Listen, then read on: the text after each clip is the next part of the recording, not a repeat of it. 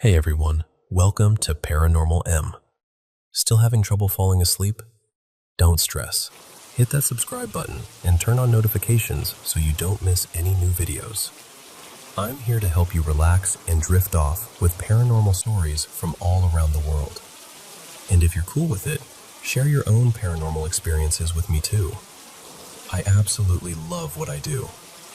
Alright, let's not waste any more time. Let's jump into tonight's paranormal stories. Okay, so this happened a while ago, and even now, talking about it makes my chest feel tight. I'm not someone who jumps straight to ghosts or whatever, but this night, it changed something in me. It was late autumn, not summer, and the air had that cold, damp edge to it. I was over at my neighbor's place across the alley, Mirella, an older Romani woman everyone in our little block adored. You know the type. Always slipping you food because you look too thin. Always ready with a story or a joke. We were in her tiny kitchen, 4 of us crammed around this wobbly table, drinking strong coffee out of mismatched cups and sharing stupid stories from work. It was one of those slow, cozy nights where nothing is supposed to happen. You can almost feel how ordinary the evening is. And then we heard music. Not from a phone, not from a TV. This was live. You could hear individual things. A drum keeping time, a violin weaving around it, voices singing in a language I didn't recognize. It sounded far away and close at the same time, like it wasn't coming from any direction, just happening around us. The hairs on my arms stood up. Mirella went completely still. She set her cup down very gently, stared toward the back door, and said, in this low, careful voice, "Don't go outside." We kind of laughed at first. You know, nervous giggles. One of my friends, Danny, rolled his eyes like, "Okay, spooky grandma warning, sure." But her face, I'll never forget the way she looked. Not surprised. Not confused, just afraid in a way that said, "I know what this is." The music grew clearer, like whoever was playing had moved just a little closer. I glanced through the window over the sink. Behind her house, there's this overgrown field that leads down toward the railway tracks. Usually it's just weeds, trash, nothing special. That night, though, the field looked wrong. There was this low, pale fog settled just above the ground, the way smoke hangs in a bar. And inside that fog, at first I thought my eyes were messing with me. There were shapes, people-shaped, moving slowly. I leaned closer, squinting. My brain tried to file it under kids messing around, but it wouldn't fit. These figures weren't solid. They looked like they were made of smoke, drifting and reshaping around invisible bones.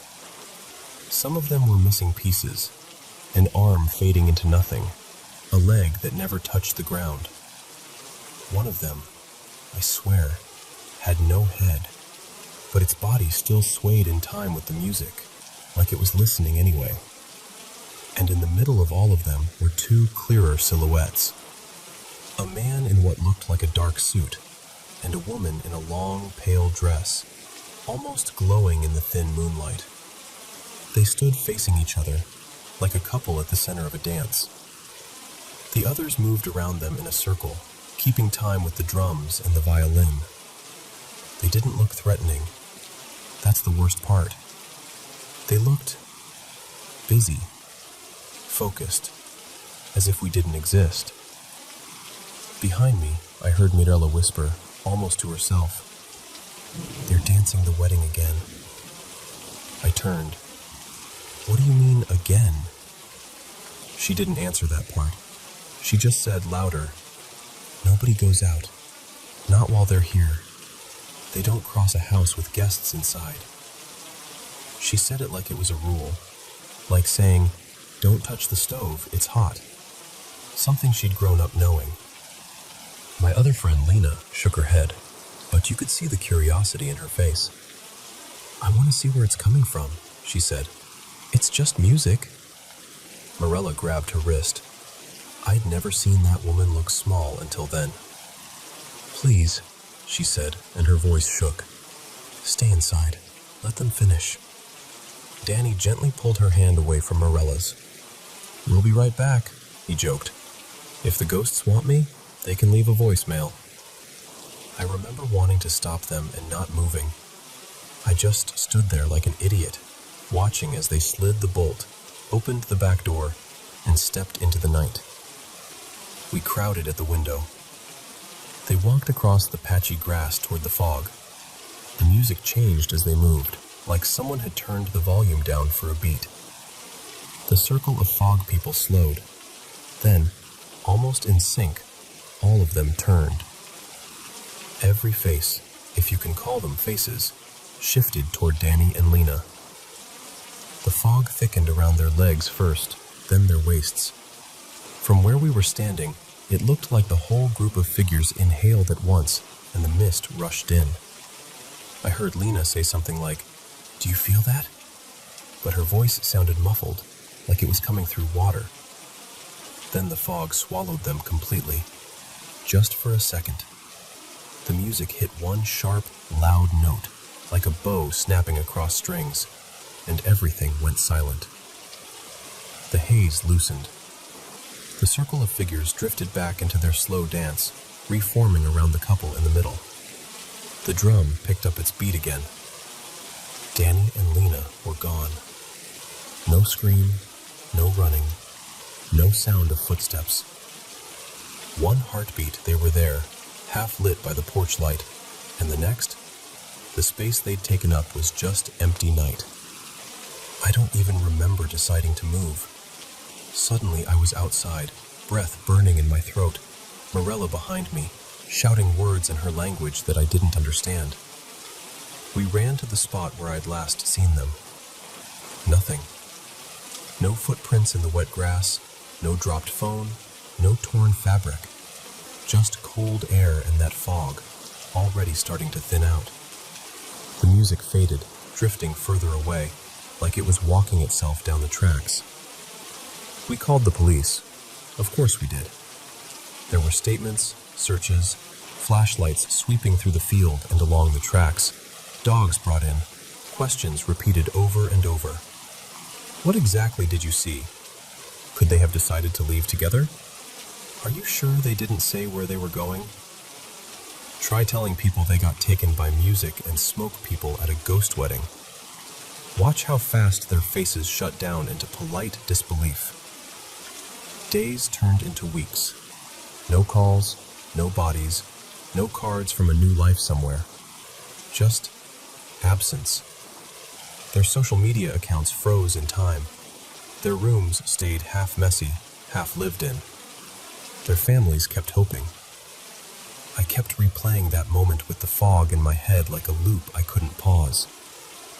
Morella never moved away. She still lives in that house. Sometimes, when I pass by, she's sitting on her little front step with a blanket over her knees, staring toward the railway at the back. She told me, quietly, a couple of years after it happened, "It doesn't happen every year, only when the date lines up right." I didn't ask what that meant. I'm not sure I want to know how often right is. But she said this: "On some nights, when it's cold and the air is heavy, I hear the drum again. It starts soft, like someone practicing far away. If I look out too long..." She paused, and her eyes got shiny. I forced myself to ask, "Have you seen them? Danny and Lena?" She nodded once, very slowly. "Yes, they're holding hands. They look so young. They always look the same." I asked her why she stayed there if she knew all this. Why not move? She just shrugged and said, "Someone has to keep the door closed." I still don't know what happened that night. I've gone over it in my head 1,000 times. Maybe it was some kind of shared hallucination. Maybe there's an explanation that fits into science and physics and all the things that make the world feel safe and predictable. But here's what I do know. Before that night, I was the person who heard a ghost story and laughed it off. I'd say, yeah, spooky, sure, and then scroll on. Now, when I'm walking home late and the fog is sitting low over the ground, and I think I hear music that doesn't seem to come from anywhere, I go inside. I lock the door. And if you ever find yourself standing in the dark, with a strange melody drifting over the fields and a mist curling around your feet, please, don't be clever. Don't be brave. Just stay inside.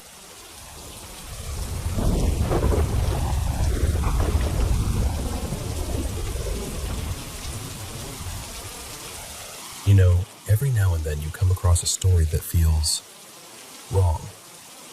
Not because it's gory or because it has some monster jumping out at you, but because even saying its name feels like you're poking at something that doesn't want to be touched. For me, that story is Ushi no Kubi, the cow's head.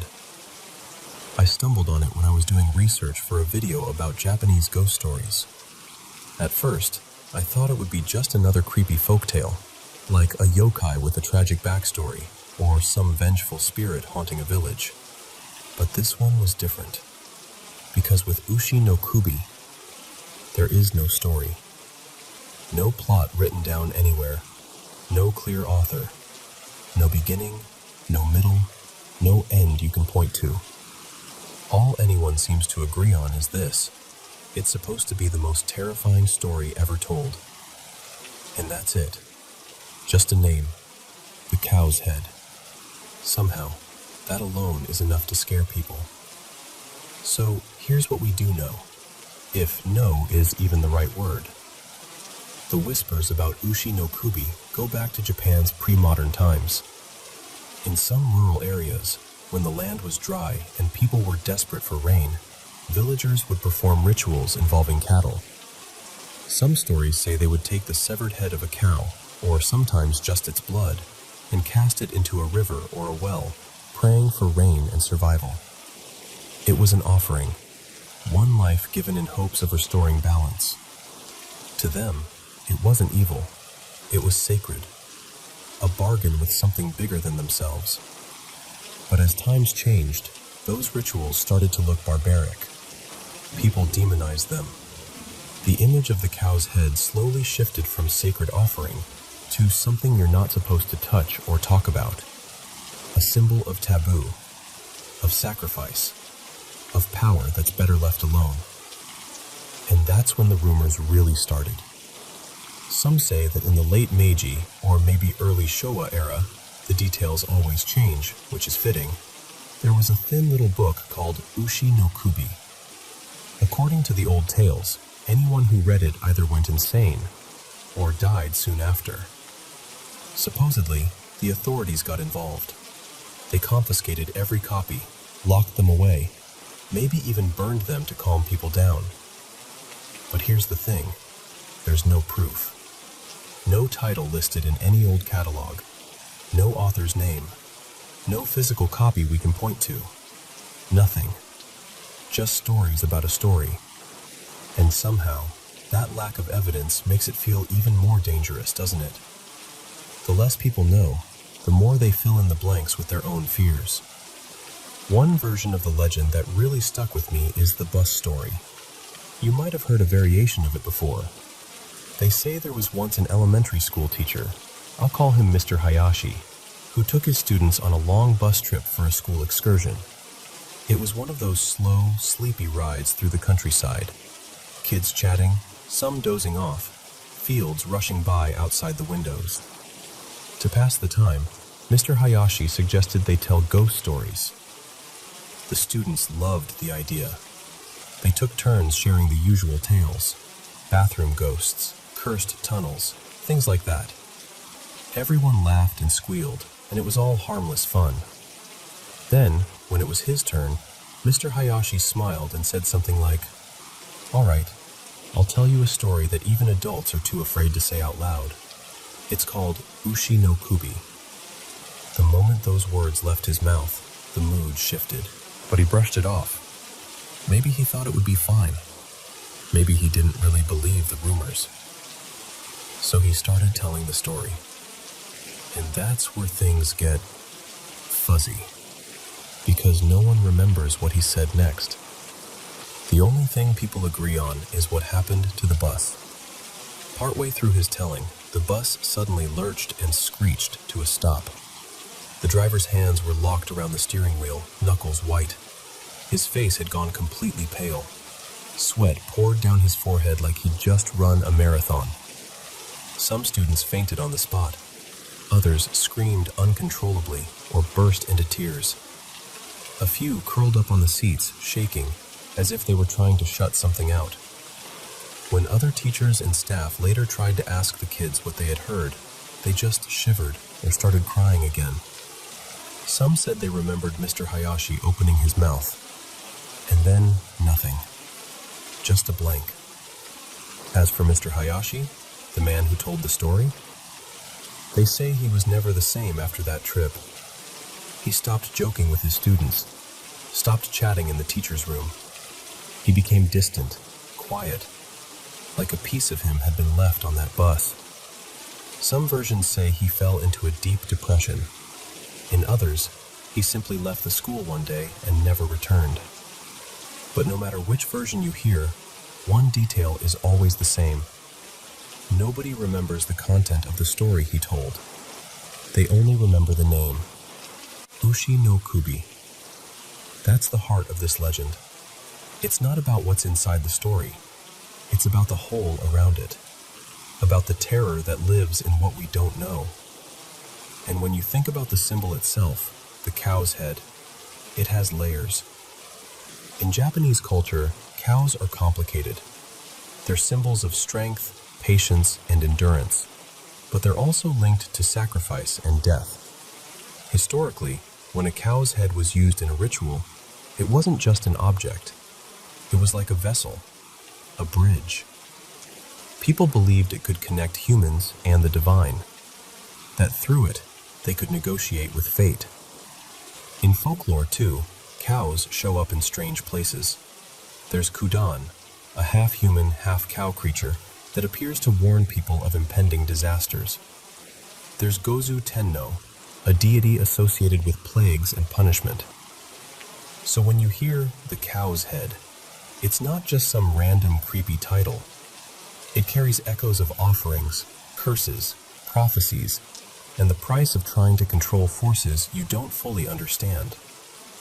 It sounds like something that stands with one foot in the sacred and the other in the damned. Psychologically, that's what makes Ushi no Kubi so powerful. It belongs to this strange category of untellable stories, the kind you're allowed to mention, but not actually describe. You can say, I know a terrible story called The Cow's Head, but you mustn't tell what happens in it. People claim that if you hear the full story, you'll die within 3 days, or go mad, or be haunted, or whatever the version of the rumor happens to be. Yet, there are no official victims, no hospital records, no police reports, no written text. It's like a horror story that exists as a blank page. And our brains hate blank pages. We're wired to fill gaps. When we don't know the answer to something, we tend to imagine the worst possible scenario. So by giving us nothing but a name and a warning, the legend forces us to create our own version of the terror. In that sense, Ushi no Kubi is almost like a mirror. It doesn't reveal a fixed story. It reflects whatever scares you the most.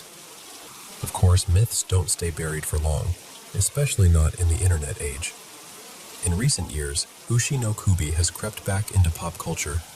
Some modern horror writers have mentioned it in essays or woven it into short stories, teasing it as the story too horrible to print, but never actually sharing the contents. Publishers have put out horror collections titled things like The Cow's Head and Other Nightmares, using the name as this promise of ultimate fear, but without ever giving you the real Ushi no Kubi. There was even a film, The Cow's Head Hamlet in one version I heard, Cow's Head Village in another, that mixed the legend with rural superstitions and old curses. But again, even in the movie, they only circle around the true story. They never tell it outright. And online? Oh, it thrives there. If you search for Ushi no Kubi, you'll find endless threads, videos, theories, urban legend channels dissecting it from every angle. People share their own imagined versions, or talk about how they almost heard it, or claim they read a fragment somewhere. But no one can show you a definitive, original text. It's just fragments, reactions, fear. The myth spreads, even though there's still nothing at the center. In a way, Ushi no Kubi has become a digital ghost, a self-sustaining story that feeds on curiosity, on clicks, on late-night conversations between people like you and me. So what does all this really say about us? To me, Ushi no Kubi isn't just a Japanese ghost story. It's a quiet, unsettling reflection of how our minds work. We're afraid of the unknown, but we're also drawn to it. We tell ourselves, I shouldn't look this up, and then we type it into the search bar anyway. We say, I don't want to know, and then we lean in just a little closer. This legend doesn't need detailed monsters or vivid gore. It only needs a gap, a missing piece, and your imagination will do the rest. The horror doesn't start when someone finishes the story. It starts the moment you think, okay, but what is in it? So let me ask you something directly. If someone you trust sat in front of you right now, looked you in the eye and said, I know the complete version of Ushi no Kubi. I can tell it to you from beginning to end. Would you want to hear it? Would you really? Or would a small, quiet part of you hesitate? Maybe that's the real curse. Not a ghost, not a demon, not a cow-headed monster. Just that unbearable itch of curiosity, battling with the instinct to stay safe. Maybe the wisest choice is the one people have already made for generations. To keep the story untold. To live with the mystery. To let the fear exist, without ever giving it a shape. After all, Ushi no Kubi has survived this long as a story that doesn't technically exist. And maybe, just maybe, that's exactly how it's meant to stay.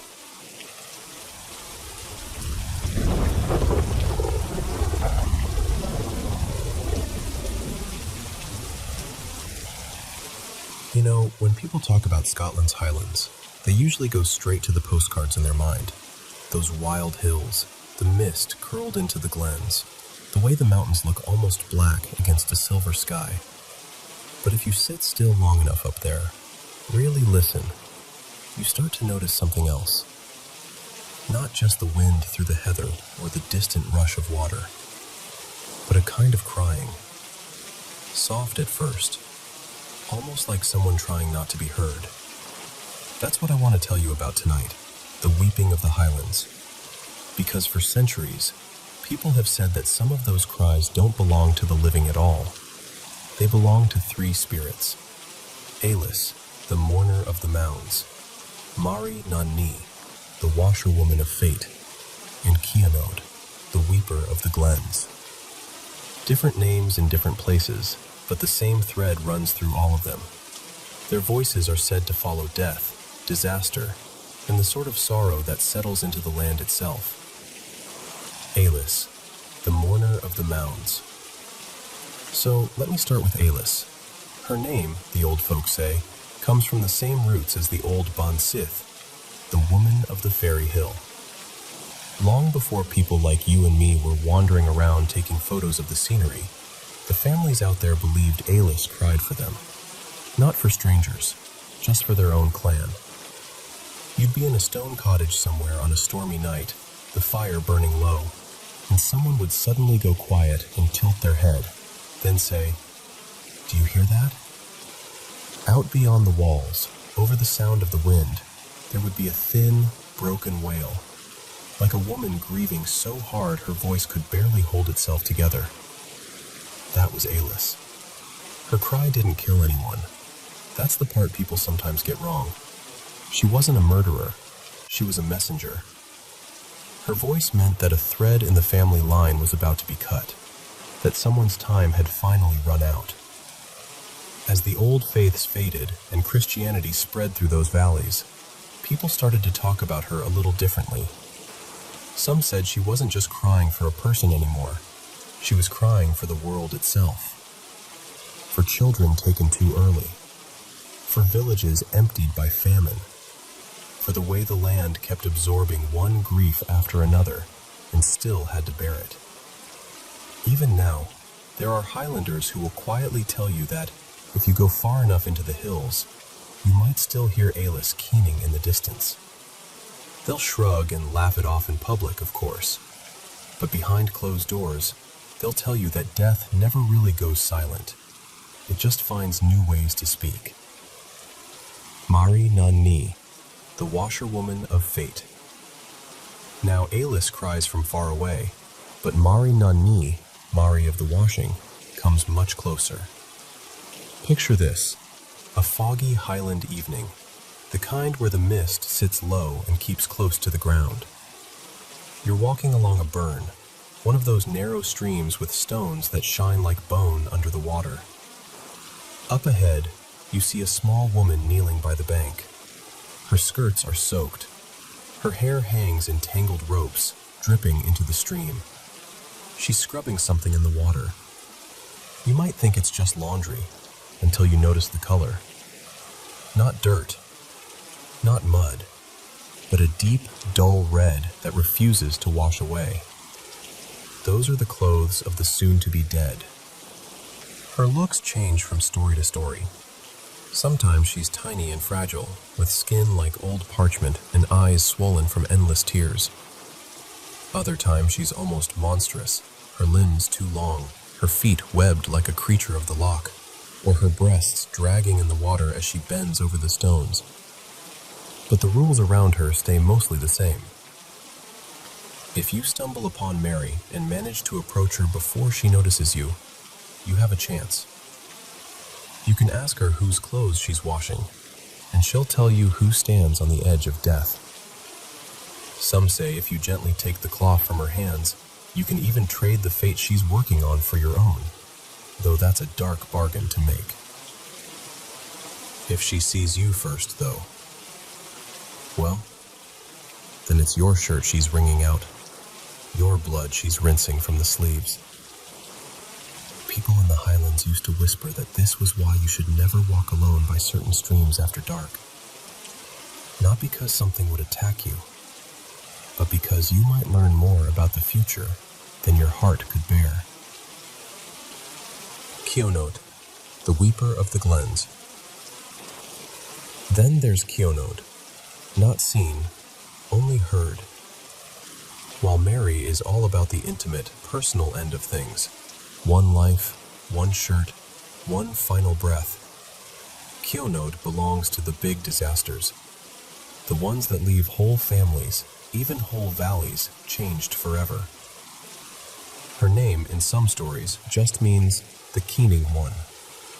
She doesn't show herself. She doesn't wash clothes. She doesn't stand at anyone's door. Instead, she is the voice in the glen before the worst happens. People heard her long before famous events, they say.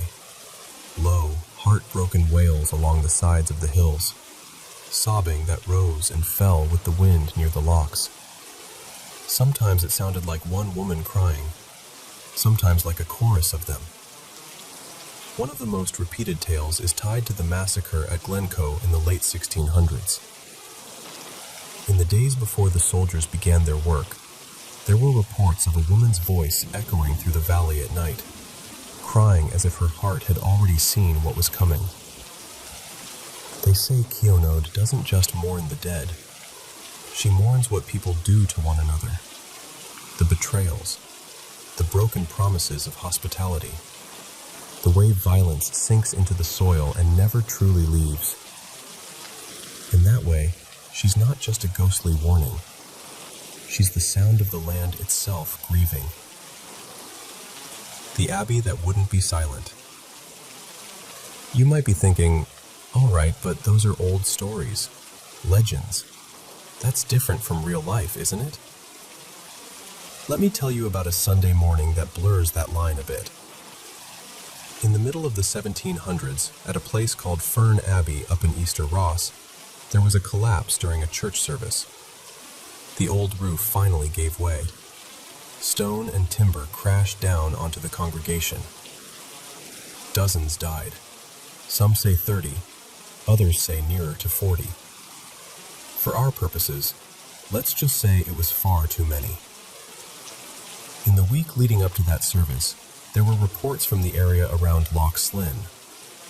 People heard weeping. Just one woman's voice, they thought, on nights when the water lay flat as glass. No one could see her, but they could point to where the sound seemed to drift from. The far, shadowed shore.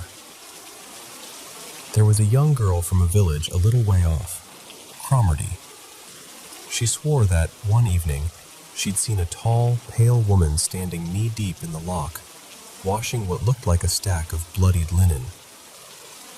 The girl told her family. They scolded her for making things up. She told the neighbors. They laughed and told her she'd been out too late and frightened herself. Then the roof fell.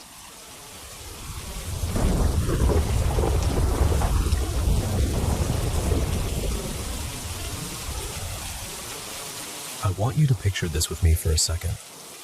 It's late evening in the Japanese countryside. The air's heavy and still, the kind of quiet where even the cicadas seem to be holding their breath. Out beyond the rice fields, the sky is fading from orange to deep blue, and the shadows are starting to stretch long and strange. That's where this legend lives. People out there talk about a woman they call Hachishaku-sama. Well, the older folks in my grandparents' village actually called her Hachishaku-sama, with this hushed, careful tone, like even saying the name too loud might draw her attention. They say she's 8 feet tall. Not, wow, that person is really tall, but wrong tall. Too tall to be human. She appears in a long white dress, something like a summer gown, and sometimes a pale coat over it. And she wears this wide-brimmed hat that hides most of her face. If you see her standing next to a stone wall or a fence, her head and shoulders rise high above it, like she doesn't quite fit inside our world. But it's not her height people are really afraid of. It's the sound she makes. They say you don't see her first, you hear her. A strange, hollow, almost playful sound, like someone trying to imitate the noise of an old train or a distant bell. Po, po, po, po. Soft at first, like it's far away, then closer.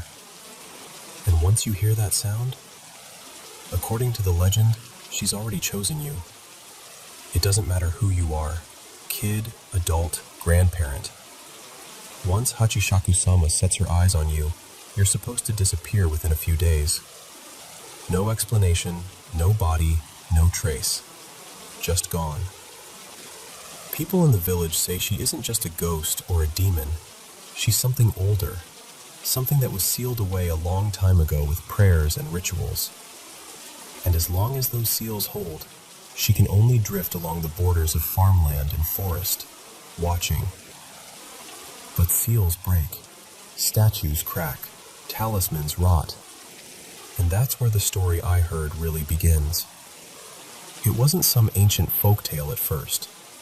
Back in the late 2000s, someone posted about her on an old Japanese bulletin board site, kind of like a huge anonymous message board.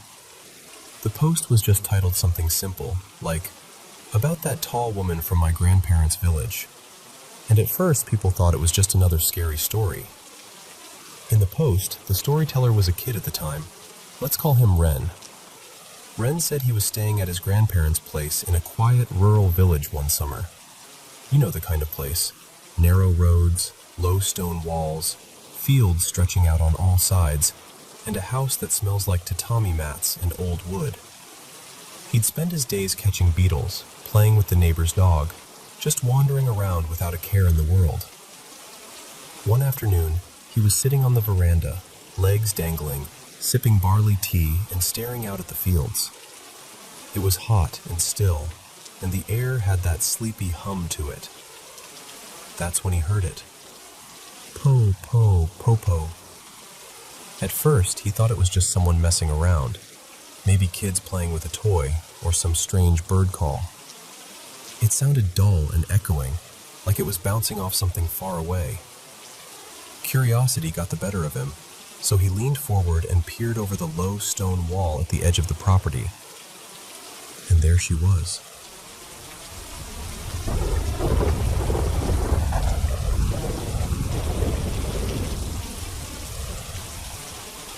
So, let me just start from the beginning. After I put up the trail cams, the motion sensor lights, and a few other security things around the property, everything actually calmed down for a bit. For a couple of weeks, it felt like life was finally going back to normal. I could sit on the porch again without feeling like something was staring at me from the trees. But this last week has been an absolute nightmare. Saturday night, I was inside watching TV when I heard something slam onto the roof. Not a branch, not a squirrel. This was heavy. I've got a metal roof, so the sound just exploded through the whole house. My heart dropped into my stomach. I wasn't about to run outside in the dark after everything that's happened out here before, so I waited until morning. Next day, I go out there, and I find the rock. This thing was big, about the size of a bowling ball, maybe a little smaller, and it looked like it had just been pulled out of a creek. Wet, moss on one side, bits of mud packed into the cracks. I just stood there staring at it, trying to wrap my head around it. Here's what messed me up the most. None of my sensor lights had gone off. Not one. So whatever threw that rock had to be standing just far enough back in the tree line to stay out of the light, but close enough to hit the roof. That's not a kid messing around. That's someone, or something, who knows exactly where the edge of the light is. The following night, Sunday, was dead quiet. Almost too quiet. No rocks, no sounds, nothing. I tried to convince myself maybe it was just some punk teenagers passing through, a one-time thing. Then Monday happened. I decided to go back into the woods and have a look around.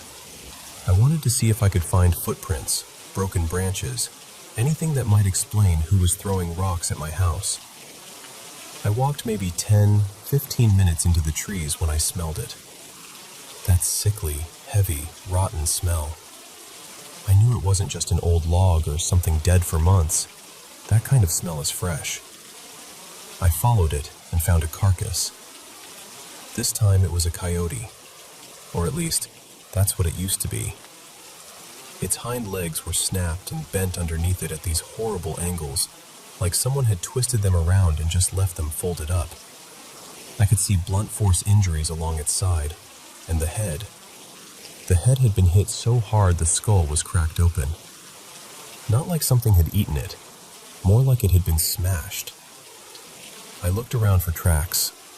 Nothing. No boot prints, no paw prints, no drag marks. The ground was disturbed, sure, but it was like whatever did it barely touched the ground at all. The longer I stood there, the worse I felt. My chest got tight, and I had that feeling like when you realize you're suddenly in the wrong place at the wrong time. I just thought, I shouldn't be here.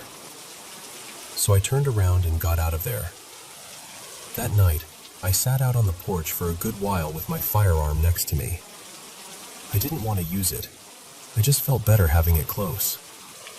At one point, the sensor light down near the tree line flared on. I snapped my head up, grabbed my flashlight, and shined it toward the woods. Nothing. No movement, no rustling, no eye shine. Just that harsh white light pushing into the trees and stopping, like it hit a wall of darkness. The light went off. I stayed out there a bit longer, listening so hard my ears hurt. Nothing else happened that night. Tuesday came and went without anything strange. Most of Wednesday, too, was quiet. I actually started to relax a little. I remember thinking, maybe whatever it was moved on. Then Wednesday night happened, The hair on my arms stood up immediately. I got that feeling, like someone had just walked into the room and was standing behind me, staring, even though I was outside. I stood up, grabbed my gun in one hand, flashlight in the other, and slowly walked to the edge of the porch. I swept the light along the tree line. At first, I didn't see anything, just trunks and shadows. Then I moved the beam across the bushes directly opposite my driveway.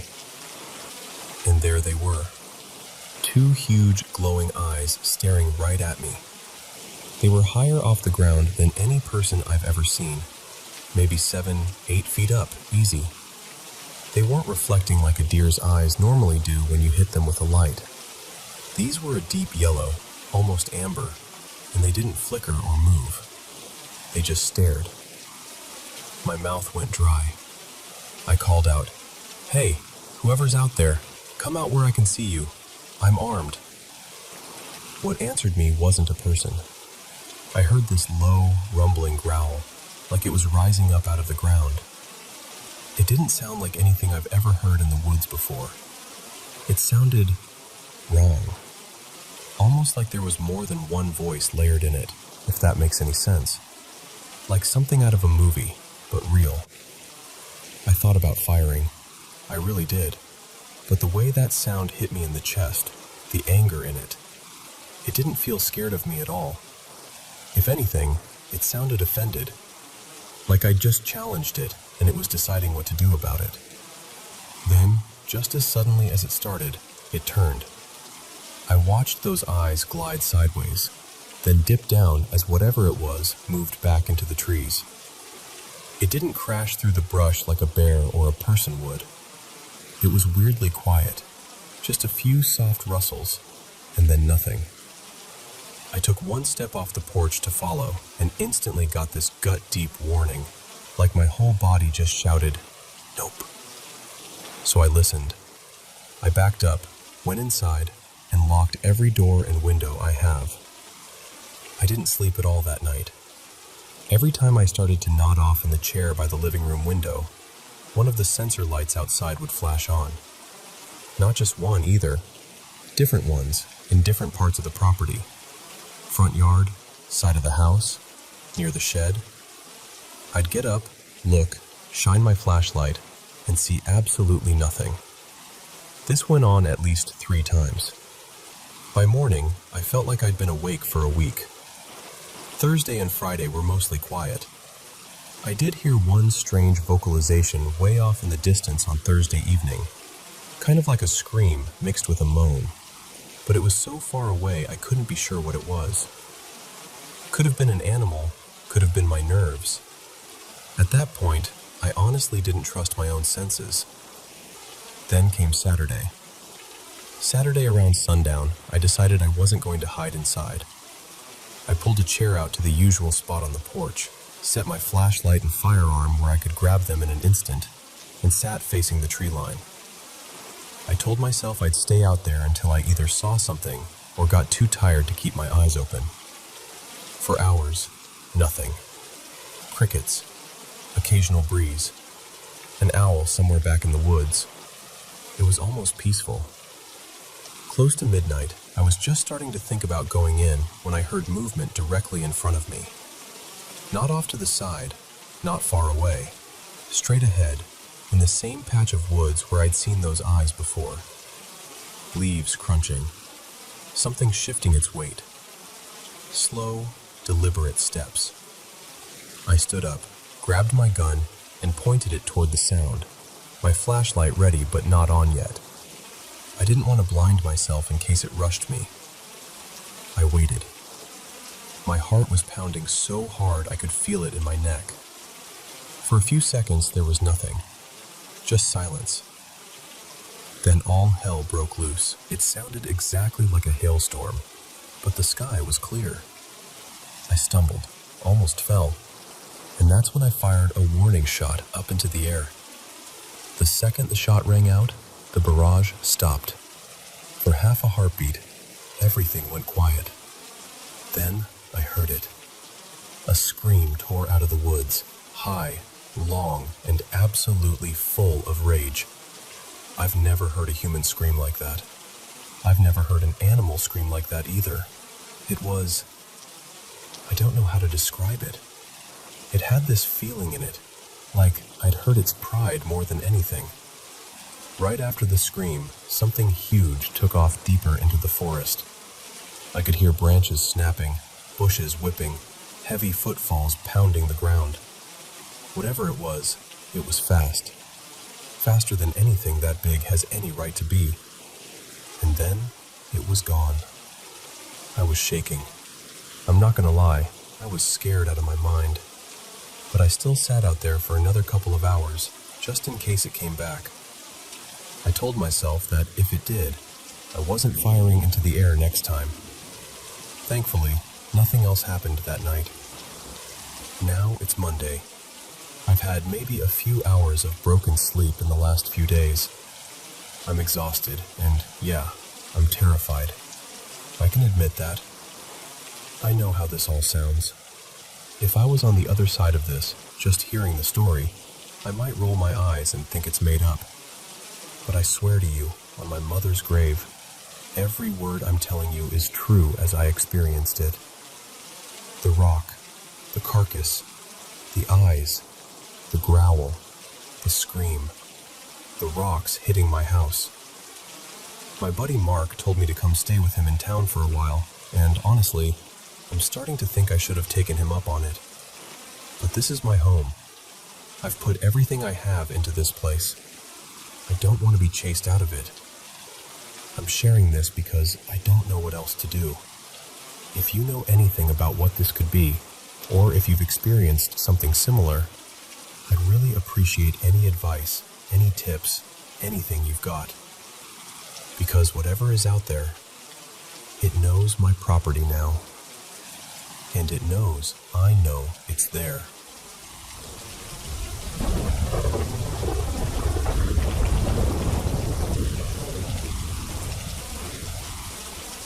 So, let me tell you what's been going on in my house, because at this point, I honestly don't know if I'm being paranoid, or if something really is going on. I moved into this remodeled triplex last June, 2024. It looked super clean and fresh. New floors, new paint, the whole Pinterest thing. So I wasn't expecting anything weird. For the first couple of months, everything was totally normal. Then the noises started. It's always toward the back of the house, right by my room. At first, it was just these random banging and scratching sounds. My roommate Maya and I figured it was our neighbor or his big old dog bumping around next door. But then it kept happening when we knew they were out of town. No car in the driveway, lights off, total silence over there. And yet we'd still hear this knocking and scratching along the back wall. One night it got so loud that Maya literally sat up on the couch and said, "Is someone at the back door? That sounded like pounding." We checked. Nobody was there. Back gate was locked.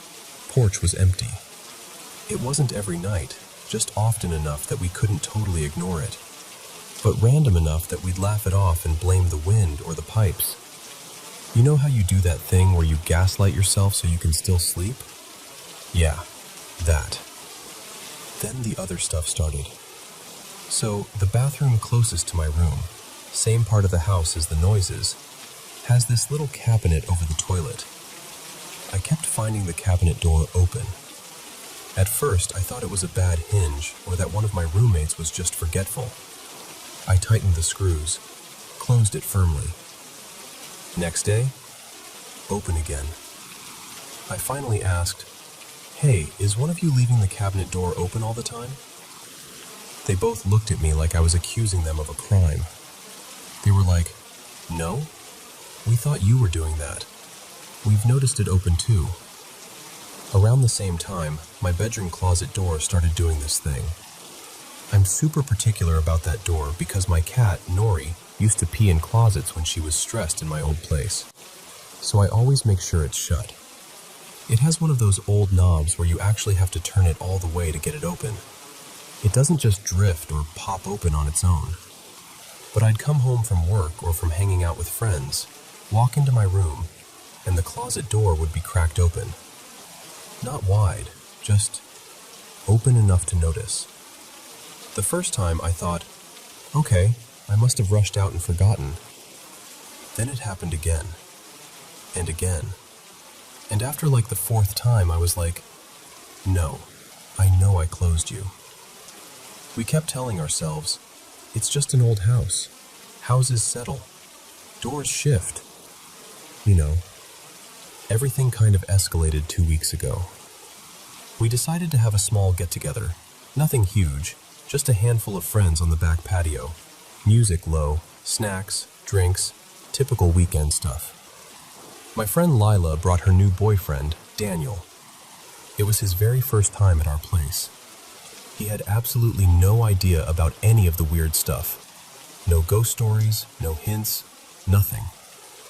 At one point, Daniel went inside to use the bathroom. Again, that same bathroom near my room with the weird cabinet. We were all still outside, talking and laughing.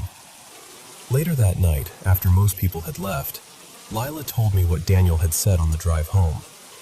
Apparently, when he came out of the bathroom, he heard loud banging down the hallway, toward the back, right by my room.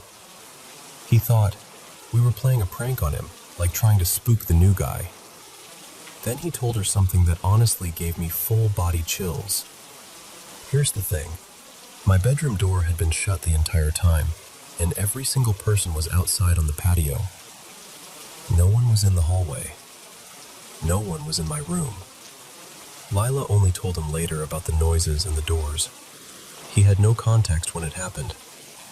That's when it started feeling less like quirks of an old house, and more like something else. We found out from our landlord that my room used to be a kid's bedroom before the remodel. For some reason, that has just stuck in my head. A small figure, a child's room. Everything centered on that part of the house. And then there's Nori.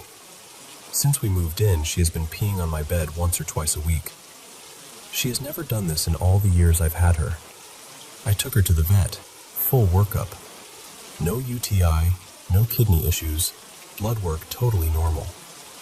The vet said it might be stress.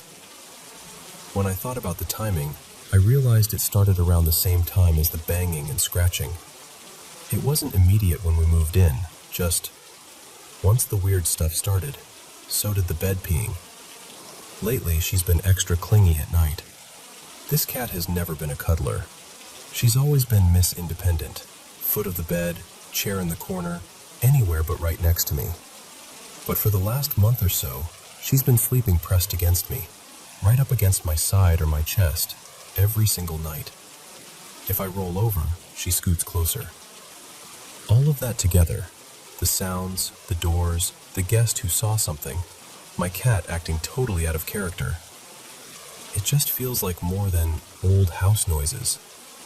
It really does feel like something is attached to that end of the house, to my room. We jokingly said we'd sage the place, but recently that's felt less like a joke and more like maybe something we should actually do. For the longest time I kept asking myself, okay, if this is something, is it benevolent? Is it just there? Or is it malicious? I mean, I don't feel like I'm being attacked, but I also don't feel totally at ease. It's like living with a roommate who never pays rent and occasionally freaks you out. And then the scream happened. This was just the other night. I should have updated sooner, but life got busy, and also I think part of me was just trying to pretend it didn't happen. So, 2 nights ago, my friend Evan was over. We were in my room, just hanging out, talking, getting a little snuggly. You know, nothing wild, but definitely in our own little bubble. My roommate Maya was in the living room, watching TV by herself. Doors open, normal evening. We're mid-conversation, relaxed, everything totally fine. And then out of nowhere, we both hear this loud female voice scream, "No!" It was sharp, clear, and it sounded like it came from the foot of my bed. Not the hallway, not the TV. Right there, in the room with us. We both froze instantly. I remember we just stared at each other, eyes huge, not even breathing. It felt like all the air got sucked out of the room. After a second, Evan was like, "Stay here, I'm gonna check." I did not want him to leave, but I also didn't want to walk out there myself, so I just sat totally rigid on the bed while he did a full sweep of the house. He checked the hallway, the kitchen, the bathroom, the back door, everything. Then he went to the living room and asked Maya, "Hey, did you just yell, or was that from your show?" She looked at him completely confused and said, "No? What are you talking about?" He asked, "You didn't hear someone scream no?" And she was like, "No, I didn't hear anything." Here's the important part. The walls in this place are thin. Like, if someone drops a fork in the kitchen, I hear it in my room, muffled, but there. I can usually catch most conversations as this kind of hum through the wall. When Evan came back to my room, he just looked at me and said, "Okay, I definitely heard it. That wasn't just you." We both agreed it was a female voice. We both heard the word no super distinctly. And yeah, that kind of killed the vibe for the night. Afterward, I called another friend of mine, Jess, who's also a vet and pretty open to spiritual stuff. I told her everything, especially about Nori's behavior. She said it's possible my cat is trying to mark the bed as her territory and, in a way, trying to protect me, like she's claiming the space around me as hers. So now I'm lying in this weird in-between space. Part of me is skeptical and trying to keep everything logical. And another part of me is like, something is going on here. The noises, the cabinet and closet doors, the shadow Daniel saw, the way it all revolves around my room. Nori peeing and then suddenly turning into my tiny bodyguard. And now this loud, disembodied scream telling us no, right when things were getting intimate. I don't know if whatever's here is trying to protect me, warn me, or just freak me out for fun. But it definitely feels like things have escalated. We're still talking about cleansing the place, maybe saging, maybe getting someone who actually knows what they're doing to come by. I'm trying to stay respectful of whatever it is, while also reclaiming my space, because it's my home too. So that's where I'm at, sleeping with a clingy cat, listening for bangs in the night, and trying to figure out if the roommate I never invited is actually on my side or not.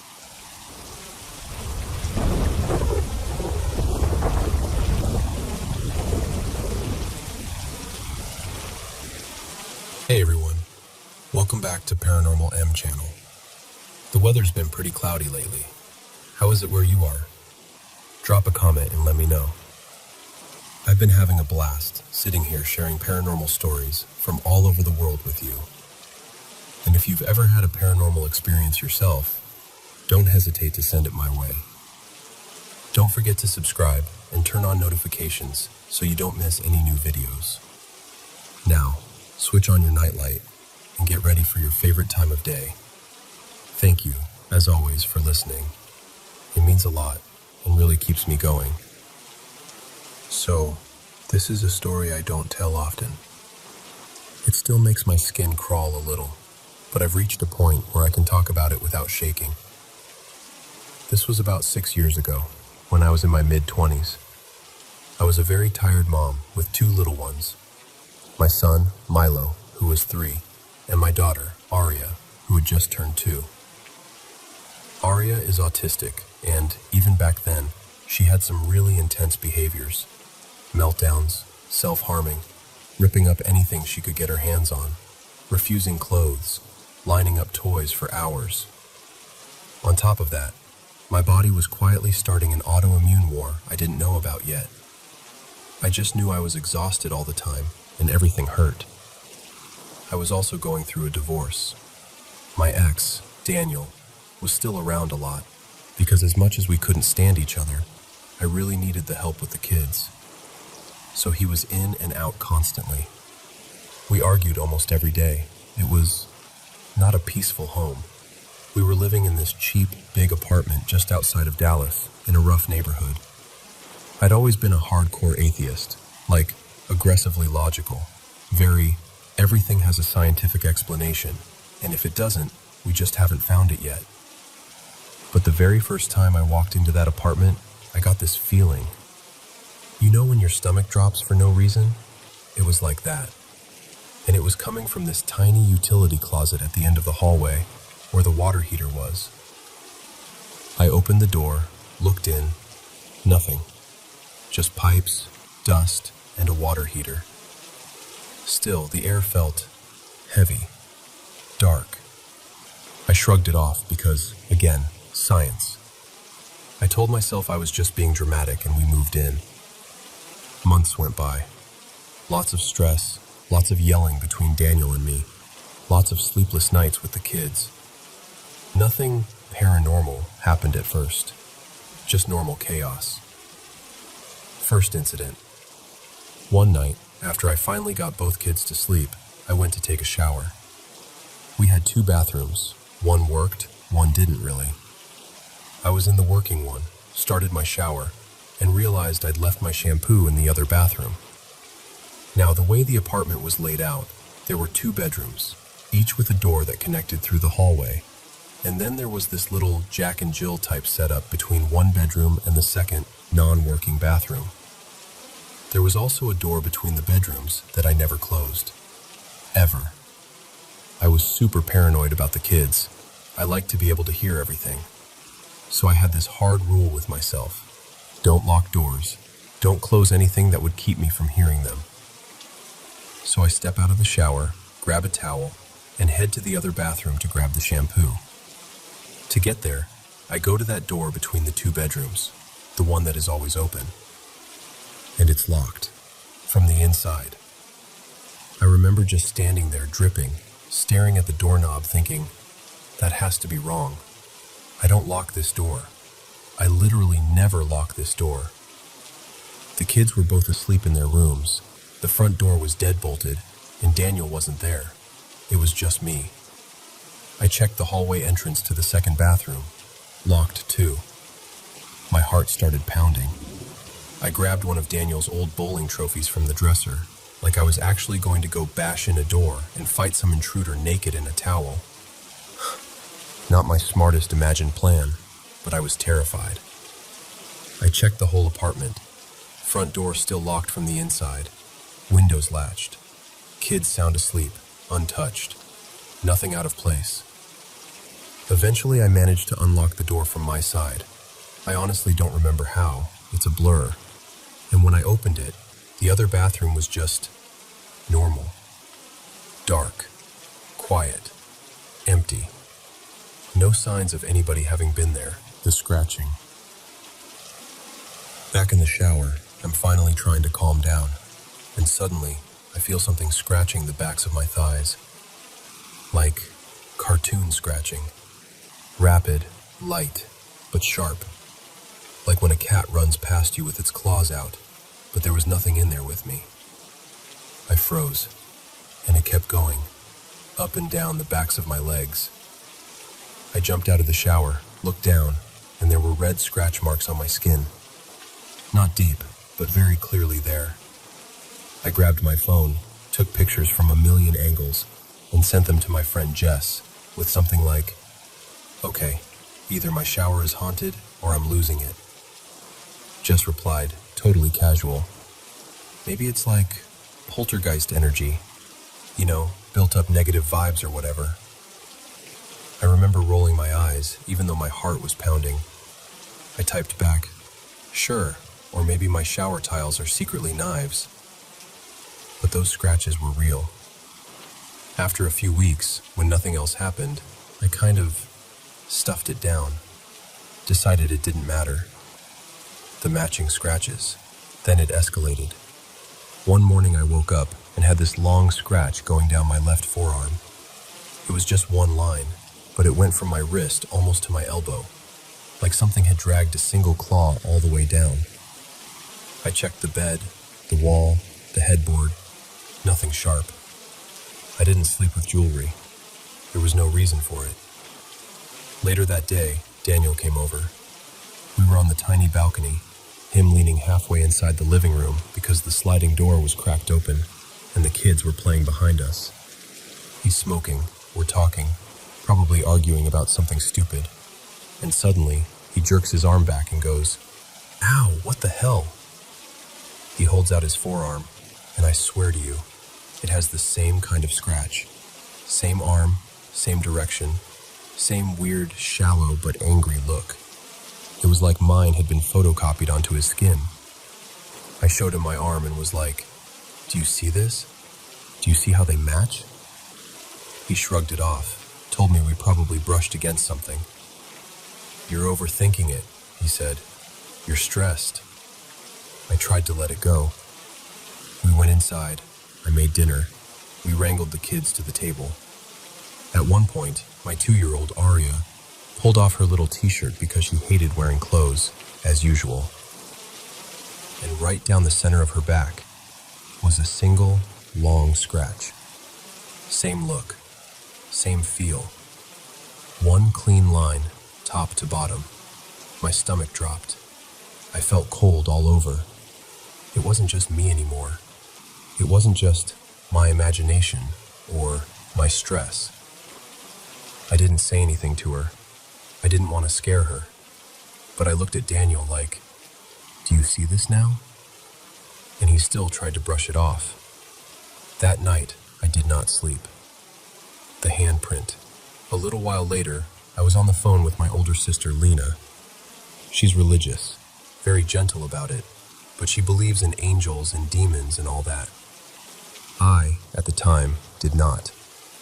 I told her about the door, the scratches, how my nerves were shot. She was quiet for a bit, and then she said, "I really think something's in that apartment. You should pray." I rolled my eyes, even though she couldn't see me. "Lena, come on. There has to be some logical explanation." I was standing in the living room, near the big window that looked out over the parking lot. We had these long white curtains that touched the floor. The AC was off, no fans on, no drafts. It was one of those heavy, still nights. As I'm saying, there's probably a scientific reason, I see the curtain in front of me move. Not a ripple, not a breeze. A clear handprint, fingers and palm, pushes outward from the inside of the curtain. Like someone standing behind it pressed their hand against the fabric and slowly dragged it down. My sister is on the phone, going, "Hello? Hello? Are you still there?" And I'm just staring at this curtain that is now completely still, like nothing had happened. Finally, I whispered, "Lena, something just pushed the curtain." She didn't even hesitate. "You need to pray. Right now. Just say whatever comes to your mind and ask it to leave. Ask God to protect you and the kids."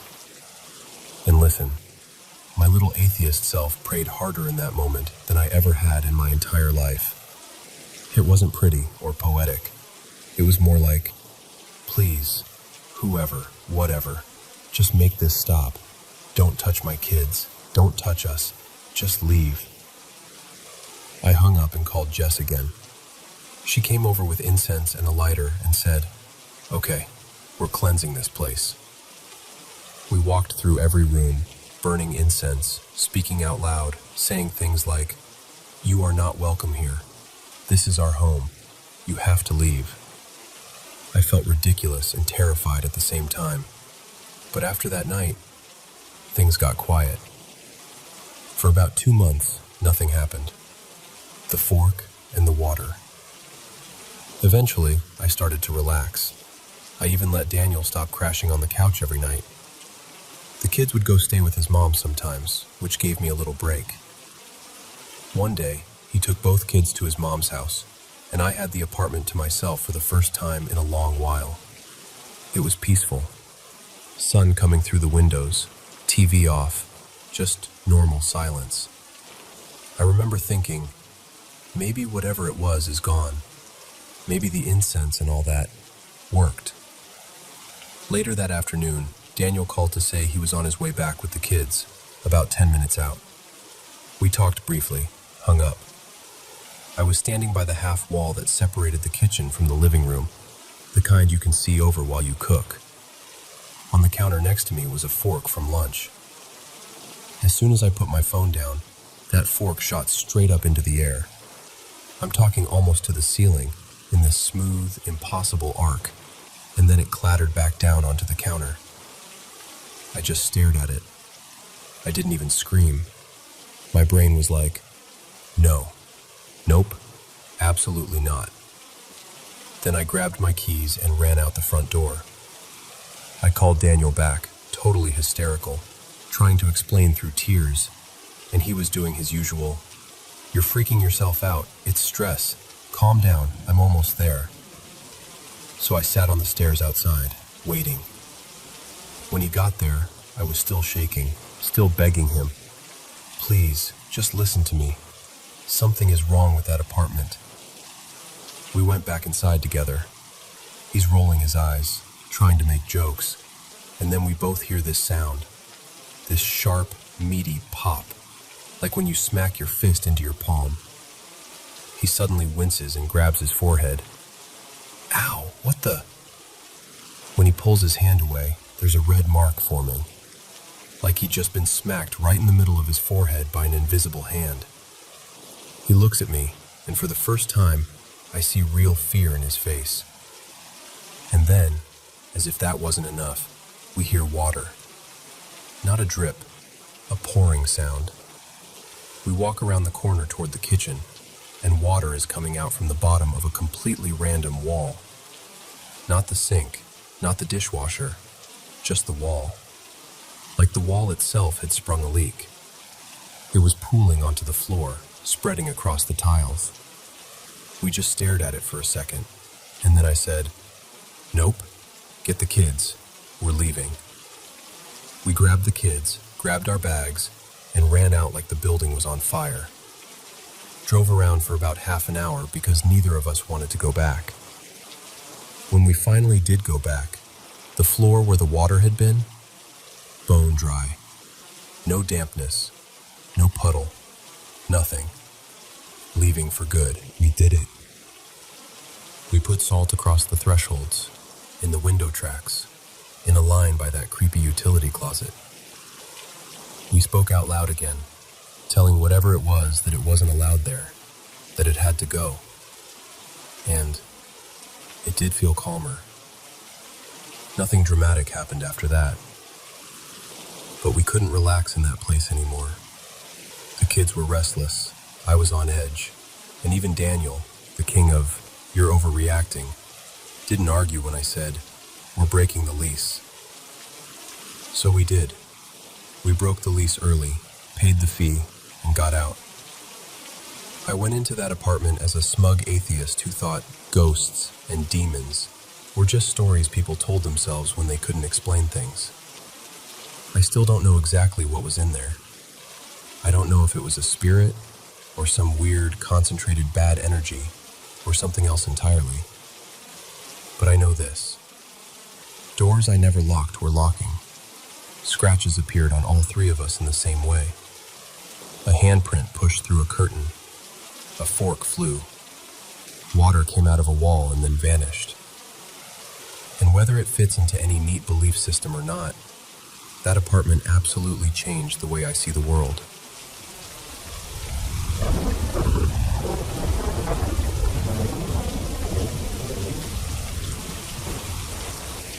So, okay.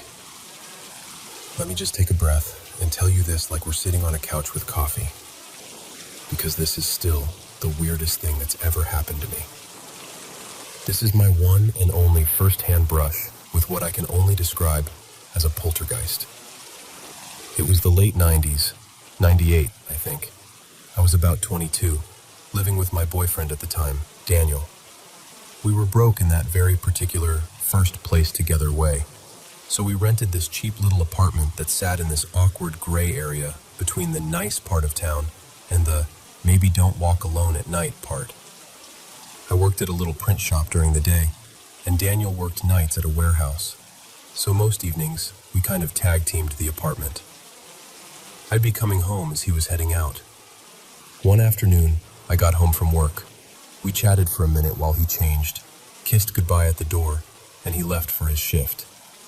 I remember locking the deadbolt behind him, doing my usual quick tidy, and turning off all the lights, because our electric bill was a monster if we weren't careful. Then I grabbed my keys and went out to do some grocery shopping. Nothing weird, totally normal. I was probably gone, 40 minutes, an hour. And when I came back, I opened the door and just stopped. The apartment was in full chaos. Every single light was on, all of them. The little lamp in the bedroom that we never used, on. The ugly fluorescent in the kitchen that we avoided because it buzzed, on. Even the light over the stove was on, and the stereo was blasting. Not just loud, like absolutely cranked as high as it would go. It was tuned to this AM talk radio station, some guy droning on about politics. Neither of us ever listened to talk radio. We were strictly mixtapes and the alternative rock preset people. This stereo, by the way, was one of those old systems with a row of preset buttons you had to push to switch stations. The station it was on wasn't anywhere near any of our presets. It wasn't like the tuner had just drifted a little. I just stood there in the doorway with my grocery bags thinking, okay, no, absolutely not. I knew that I had turned off the lights. It was our habit. It was survival. And the stereo definitely hadn't been on when I left.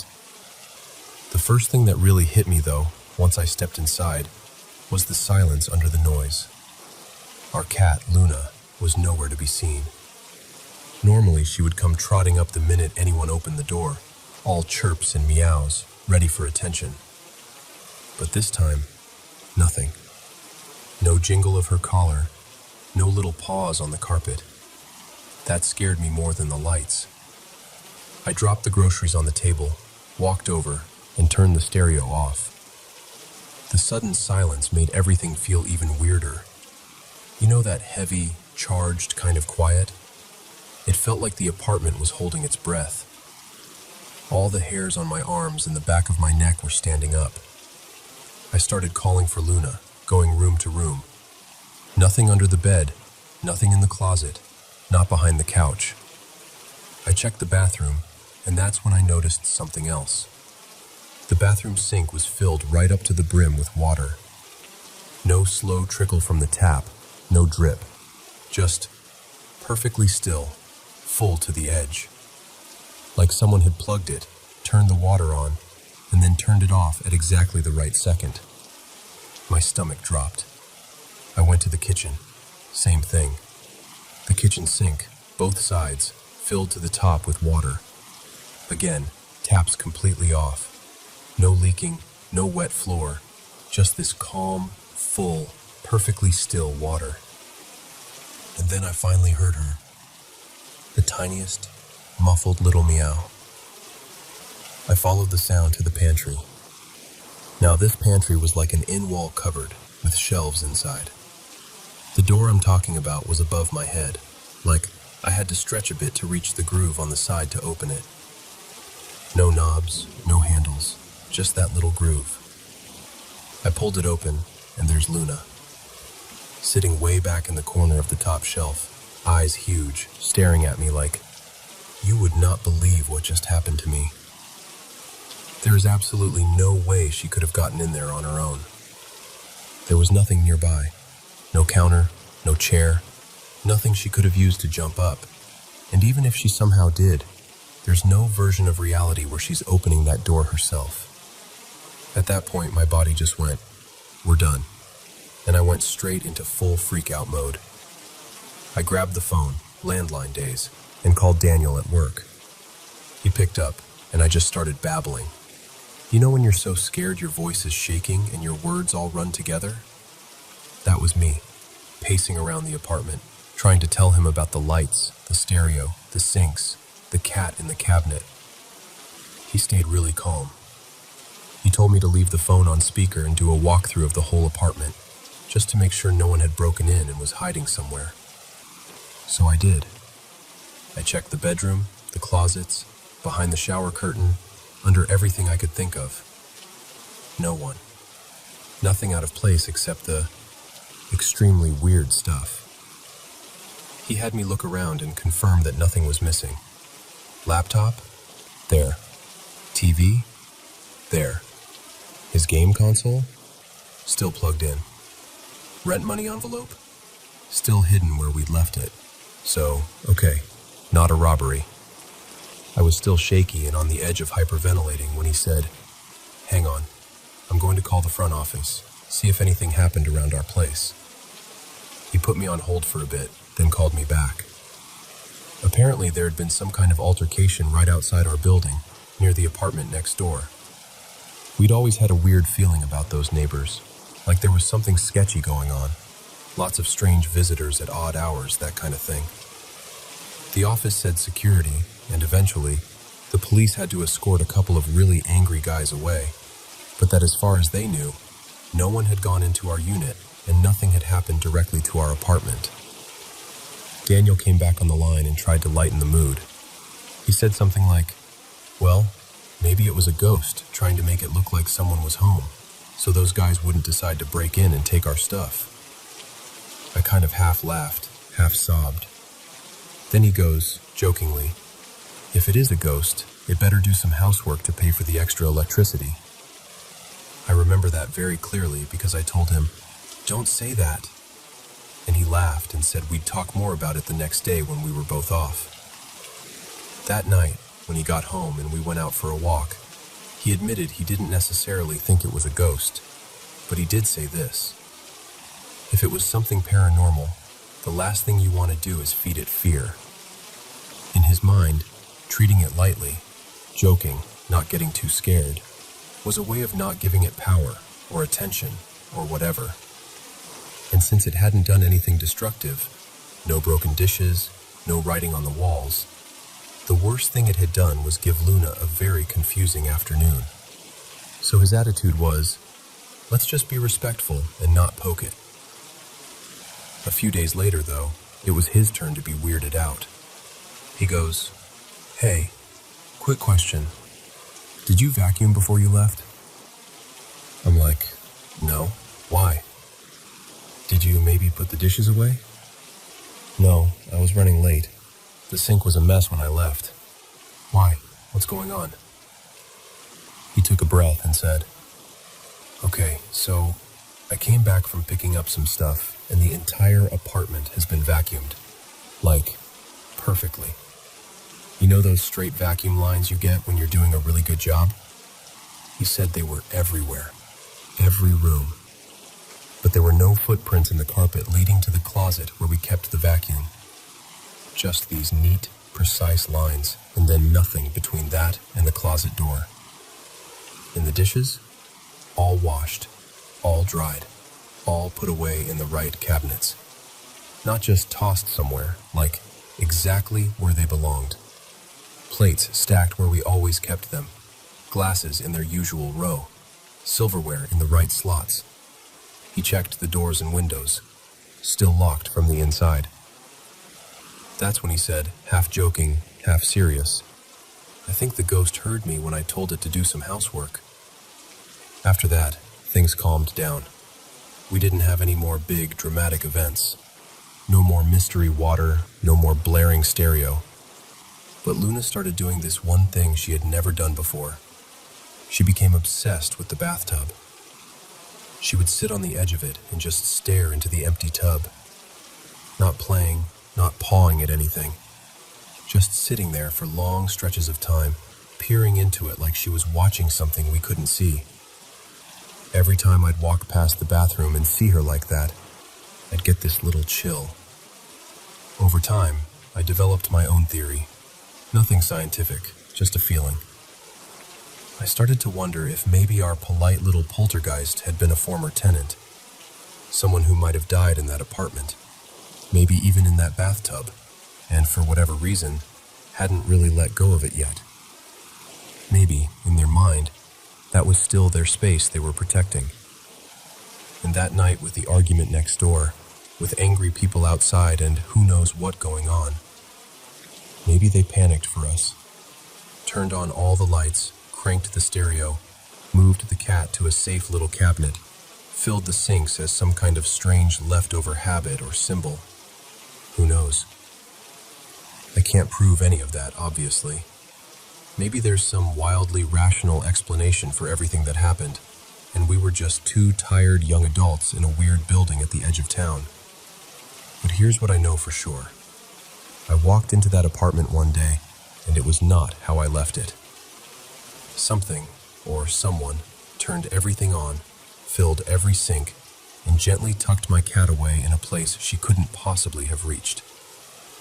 And a few days later, something, or someone, vacuumed our floors and put our dishes away better than either of us ever did. So I call it my polite poltergeist story. And whether it was a ghost or not, to this day, I still say thank you under my breath whenever something weird happens but somehow turns out okay. Just in case someone's still listening.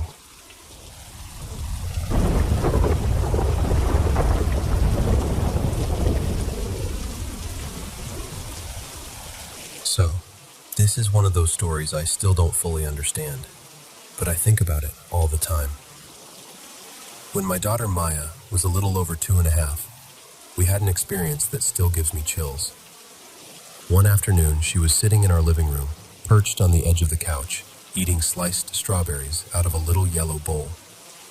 It was just a normal day, TV humming softly in the background, sunlight coming through the blinds. Then, out of nowhere, she put the bowl down, stood up, and walked toward the front door. I remember watching her, thinking she was just going to look outside. But she stopped a few feet from the door, held out a strawberry in her tiny hand, and started talking in this quiet, polite voice, like she does when she's shy around grown-ups. She was looking up, not at eye level, not toward the window, up, like she was talking to someone taller than her. So I asked, "Hey honey, what are you doing?" Without looking at me, she said, very matter-of-factly, "I'm sharing my strawberries with the man."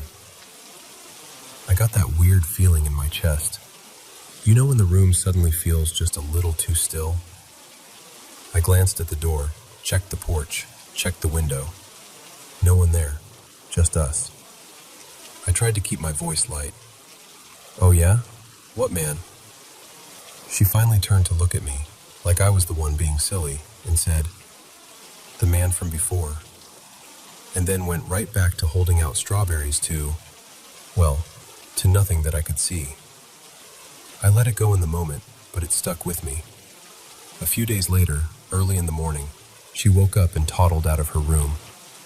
At that time, we had this tall mirror hanging in the hallway, right across from our bedroom door.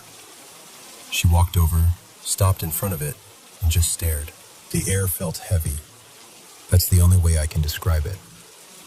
Maya, who was 12 by then, stopped at the threshold. She took one step inside, then froze, and said, "I don't like it in there. I'll wait outside." Now, she's not usually dramatic about stuff like that, so I said, "Okay, that's fine. Stay where I can see you." I figured she just didn't like the smell. Kids can be sensitive like that. So my partner and I walked through the house, room by room. And honestly, I already knew it wasn't for us. The layout was weird, the energy felt off, and that rotten smell just lingered. I was standing in what I think used to be the dining room when I heard fast footsteps on the porch. Then the front door flew open. Maya was standing there, completely pale, shaking, and breathing so fast she could barely get words out. "There's a lady outside," she gasped. I went straight to her, put my hands on her shoulders, and tried to calm her down. Hey, slow down. What lady? There's nobody out there. It's just us and the realtor." She shook her head, eyes wide, staring past me like she was still seeing it. "No, I saw her. She was right there." I asked her where, and she pointed toward a spot in the yard near this old, leaning fence post. "I was looking at the grass," she said, still catching her breath. And then I looked up, and this lady was standing in front of me. She was really pale, old. Her hair was kind of gray and messy. She just stood there, looking at me, and then she was gone. Not walked away, not turned a corner. Gone. We cut the visit short after that. I told the realtor the house wasn't for us, and we drove home. Maya was quiet most of the ride. I could tell she was trying to make sense of it. That night, after she'd gone to bed, curiosity got the better of me. I started looking up the history of the house, and here's where it gets even stranger. From what I could find, an elderly couple had owned that property for many years. They'd lived most of their lives in that house. The husband had died about 10 years earlier, inside the home. The wife had passed away just a few months before we went to see it. In a town that small, with basically a few streets, a church, and a cemetery, it seemed pretty likely she had died there too. I just sat there staring at the screen, thinking about my daughter at 3, holding out strawberries to the man, and then at 12, refusing to go inside that house, and then seeing the lady in the yard. 2 different places, 2 different ages, 2 different people she described. First an old man, then an older woman. And no one else saw a thing. I still don't know what to make of it. I'm not here to convince anyone of anything. I'm just a parent who's seen her child quietly interact with something that the rest of us couldn't see. But I'll be honest, sometimes when I think back on it all, I wonder. At 3 years old, she saw a man by our front door and in the mirror. At 12, she saw a woman who had only recently passed, standing in the yard of her old home. And I can't help but ask myself, is it possible that my daughter really does see things the rest of us can't?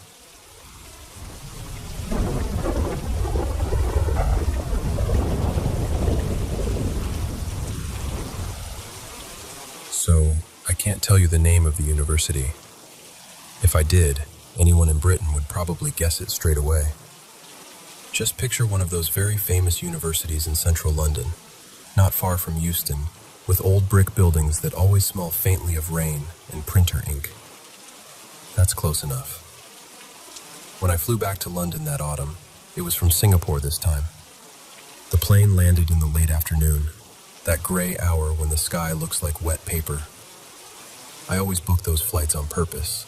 You land, you stumble through arrivals, and by the time you drag your suitcase to your room, the only thing left to do is collapse and let sleep pull your body clock into the right time zone. From the station, I hauled my suitcase past the noisy main roads and turned into one of those side streets lined with tired terraces. On the corner stood a squat building of brownish brick with narrow old windows. We'll call it Harper House. Under that flat light, it looked less like student halls and more like a small, forgotten hospital. At reception, the manager gave me a practice smile and tapped at her computer. "Room 02, she said. "Basement. It's very quiet down there. You'll sleep well." You know when someone says very quiet and it sounds more like a warning than a promise? It felt like that. The corridor in the basement was long and low, painted a color I couldn't quite name, somewhere between beige and sick. The lights buzzed faintly, that tired fluorescent hum. My room was at the far end. When I opened the door, the air hit me, cold and damp, like the breath of an underground tunnel after a storm. I'd been away from London long enough that it took me a second to remember. Oh, right. This is just how old buildings are here. They never really dry out. Still, something about the layout felt wrong. The ceiling was lower than it should have been. Along one wall, a fat gray pipe ran from the ceiling almost to the floor, fixed with metal brackets. If I laid on the bed and stretched out my arm, I could have touched it. It shivered now and then, so faintly I almost thought I imagined it. Later, the caretaker told me, almost casually, that it carried waste from the toilets on the floors above. That first night, lying there half awake, I listened to it. Glug, glug, a sluggish rhythm I could feel through the pillow, as if someone were pacing slowly just above my head.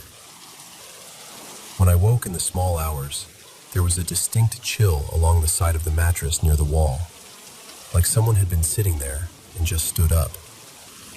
Old building, I told myself. You'll get used to it. I didn't, but I tried.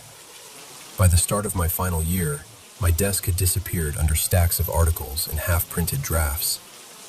I'd pinned my dissertation schedule to the wall, but the dates all seemed to be sliding closer together, like wet ink.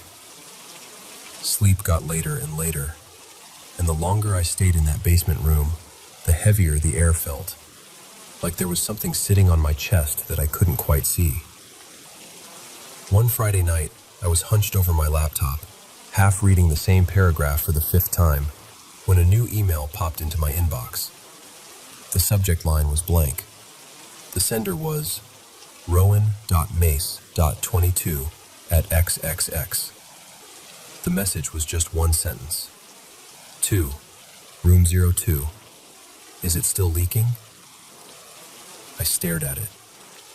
You know that feeling when your brain tries to slot something into a normal explanation and just can't quite manage it? I checked the address again. Definitely a student email. Definitely the university domain. But I didn't know anyone called Rowan Mace. The next morning, on my way out, I stopped at reception and showed the manager the email. She tipped her glasses down and scrolled through something on her screen. Mace, yes. Rowan. Northern lad. Dark hair, bit quiet. He was in O2 a while back. She glanced up at me.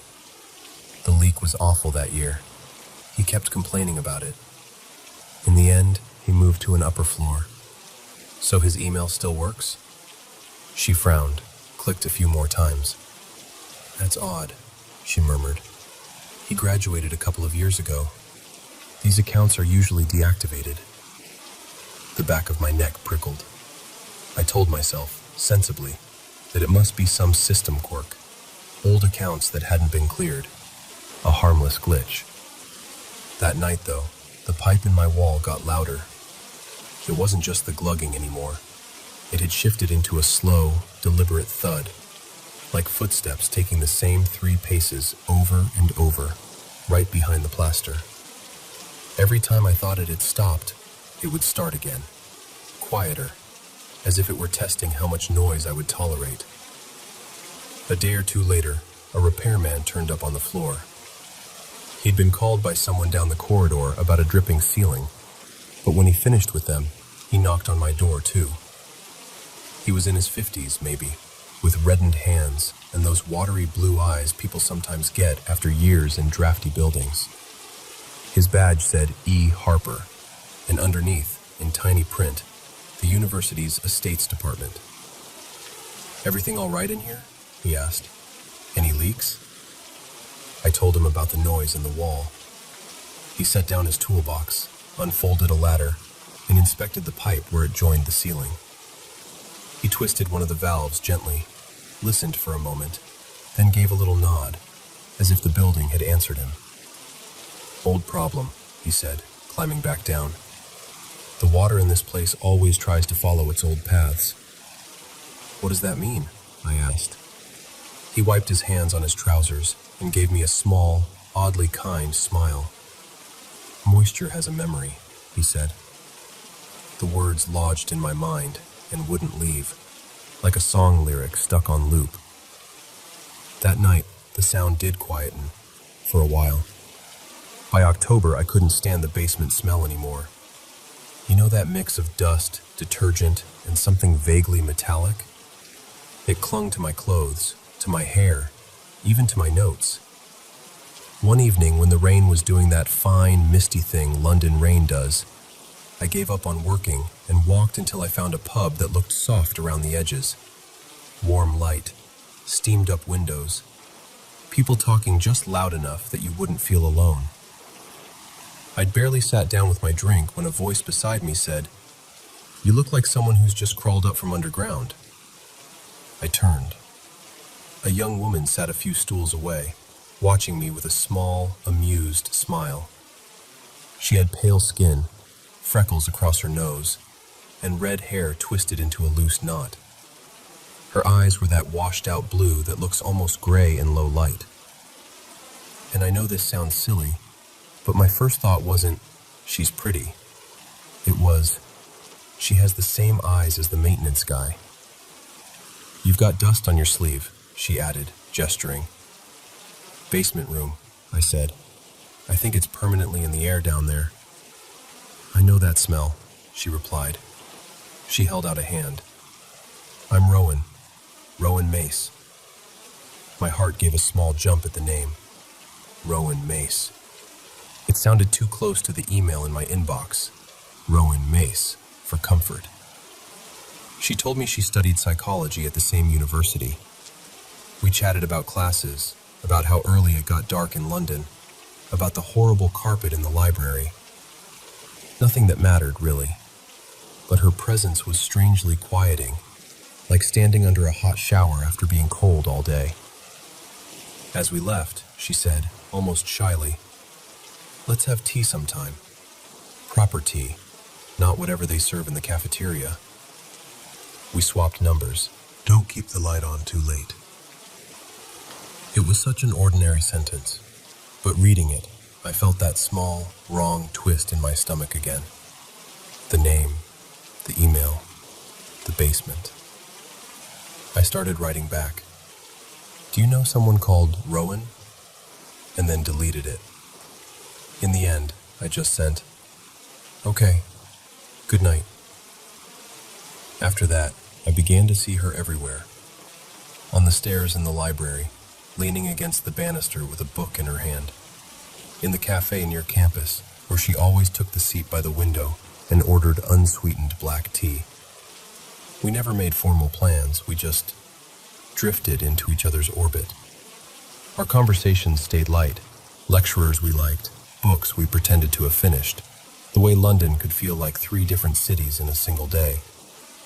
But underneath, there was this odd rhythm, as if we both knew we were circling something we weren't naming. One afternoon, I mentioned the sounds from the pipe. It's like someone pacing, I said. Same stretch, back and forth. Sometimes it sounds like water, sometimes not. She set her cup down carefully. Old buildings are creatures of habit, she said. They walk the same paths over and over. The noise doesn't really start or stop. It just comes back to where it began. Where did you hear that? I asked. She hesitated, then shrugged. A friend told me once, she said. He worked with pipes, took his job very seriously. The phrasing, the calm certainty, it was almost identical to the way the repairman had spoken in my room. That March, E. Harper appeared again with his toolbox. This time, he'd been called by the room next door, but he poked his head into mine too, as if checking an old patient. He adjusted one of the valves and listened again. Sometimes tightening things makes them louder, he said softly. You've got to let them find their own way. I watched his badge glint as he moved. E. Harper, Estates. Do you know a student called Rowan? I asked, trying to sound casual. Rowan Mace? He gave a short, almost amused breath. Names blur together after a while, he said. Common enough sounds in this part of the world. After that, I couldn't quite separate them in my mind. The red-haired repairman with the blue eyes and the red-haired student with the blue eyes. They spoke with the same unhurried rhythm, as if the building itself were talking through both of them. One bright afternoon in early spring, Rowan and I sat in a small cafe off Tottenham Court Road. Light pooled on her hair, turning the red almost copper. I'd been turning the question over in my mind for days. Finally, I just asked, Hey, random question. Do you know anyone called Rowan Mace, with an A instead of an E? Her fingers paused on the rim of her cup. That's a pretty common sort of name, she said lightly. Why? No reason, I lied. It just sounded familiar. She let it go. When the bill came, she reached for the receipt and scribbled something on the back. Send me your dissertation draft when you're ready, she said, sliding it over.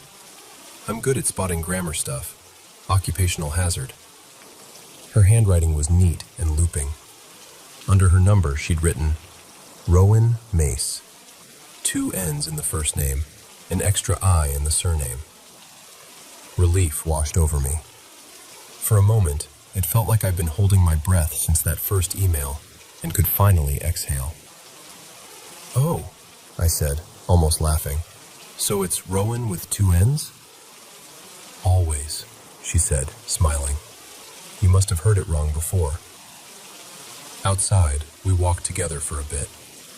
She told me about her father, how he stayed at home painting landscapes in a flat near Russell Square, how he disliked visitors, how he could go days without seeing anyone but her.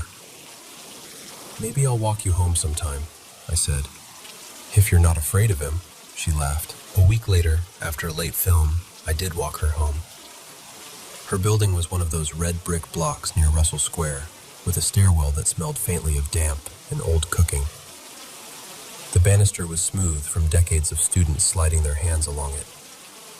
At her door, she hesitated, then said, It's a bit messy, but do you want to come in for tea? I said yes before I had time to overthink it. Inside, it was the opposite of messy. Everything was tidy, almost too tidy. Mugs stacked by size, books lined up by height, shoes paired with their toes facing the same direction. Dark, abstract paintings hung on the walls, all in the same muted palette. While she went into the kitchen to put the kettle on, I wandered over to the small desk by the window. A laptop sat closed there, with a white label stuck to the lid.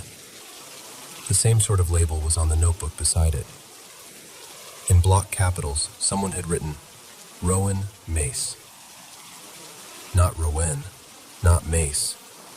Exactly the name from that first email. My heartbeat climbed into my throat. I leaned closer, as if the letters might rearrange themselves if I gave them a chance. From the kitchen, her voice floated out. Milk or no milk? No milk, I called back, trying to sound normal. She came in with 2 steaming mugs and set mine down on a coaster so precisely, you'd have thought the table might scold her if she missed. You told me you spell your name with 2 N's, I said, nodding at the labels. And differently at the end. Why does this say Rowan Mace? For a moment, she didn't move at all. Then she smiled, but it didn't quite reach her eyes. Those are old, she said. My father made those labels. He likes spelling it that way. He thinks it looks tidier. Before I could answer, a man's voice came from the next room. Low, northern, and horribly familiar. Add more water when you make the tea, he called. You'll scald the leaves. The accent hit me like cold water. I'd heard it in my room months ago, remarking that moisture has a memory. I'd heard it in the corridor, telling me that old problems come back. I took a step towards the half-open door to the other room, but Rowan's hand caught my wrist. She was still smiling, but her grip was stronger than it had any right to be. Don't go in, she said quietly. He doesn't like being disturbed. Your father? I asked. She squeezed once, then let go. He's particular. The voice came again, muffled but clear. Is the water boiling yet? Ice slid down my spine. I suddenly didn't want to see his face. I didn't want to match the voice to a body, and then have to remember it every time the pipe in my wall twitched. Drink your tea, Rowan said, her tone light again. He'll be quiet soon. We never spoke about the labels after that. I finished my tea, made some excuse about an early start, and left.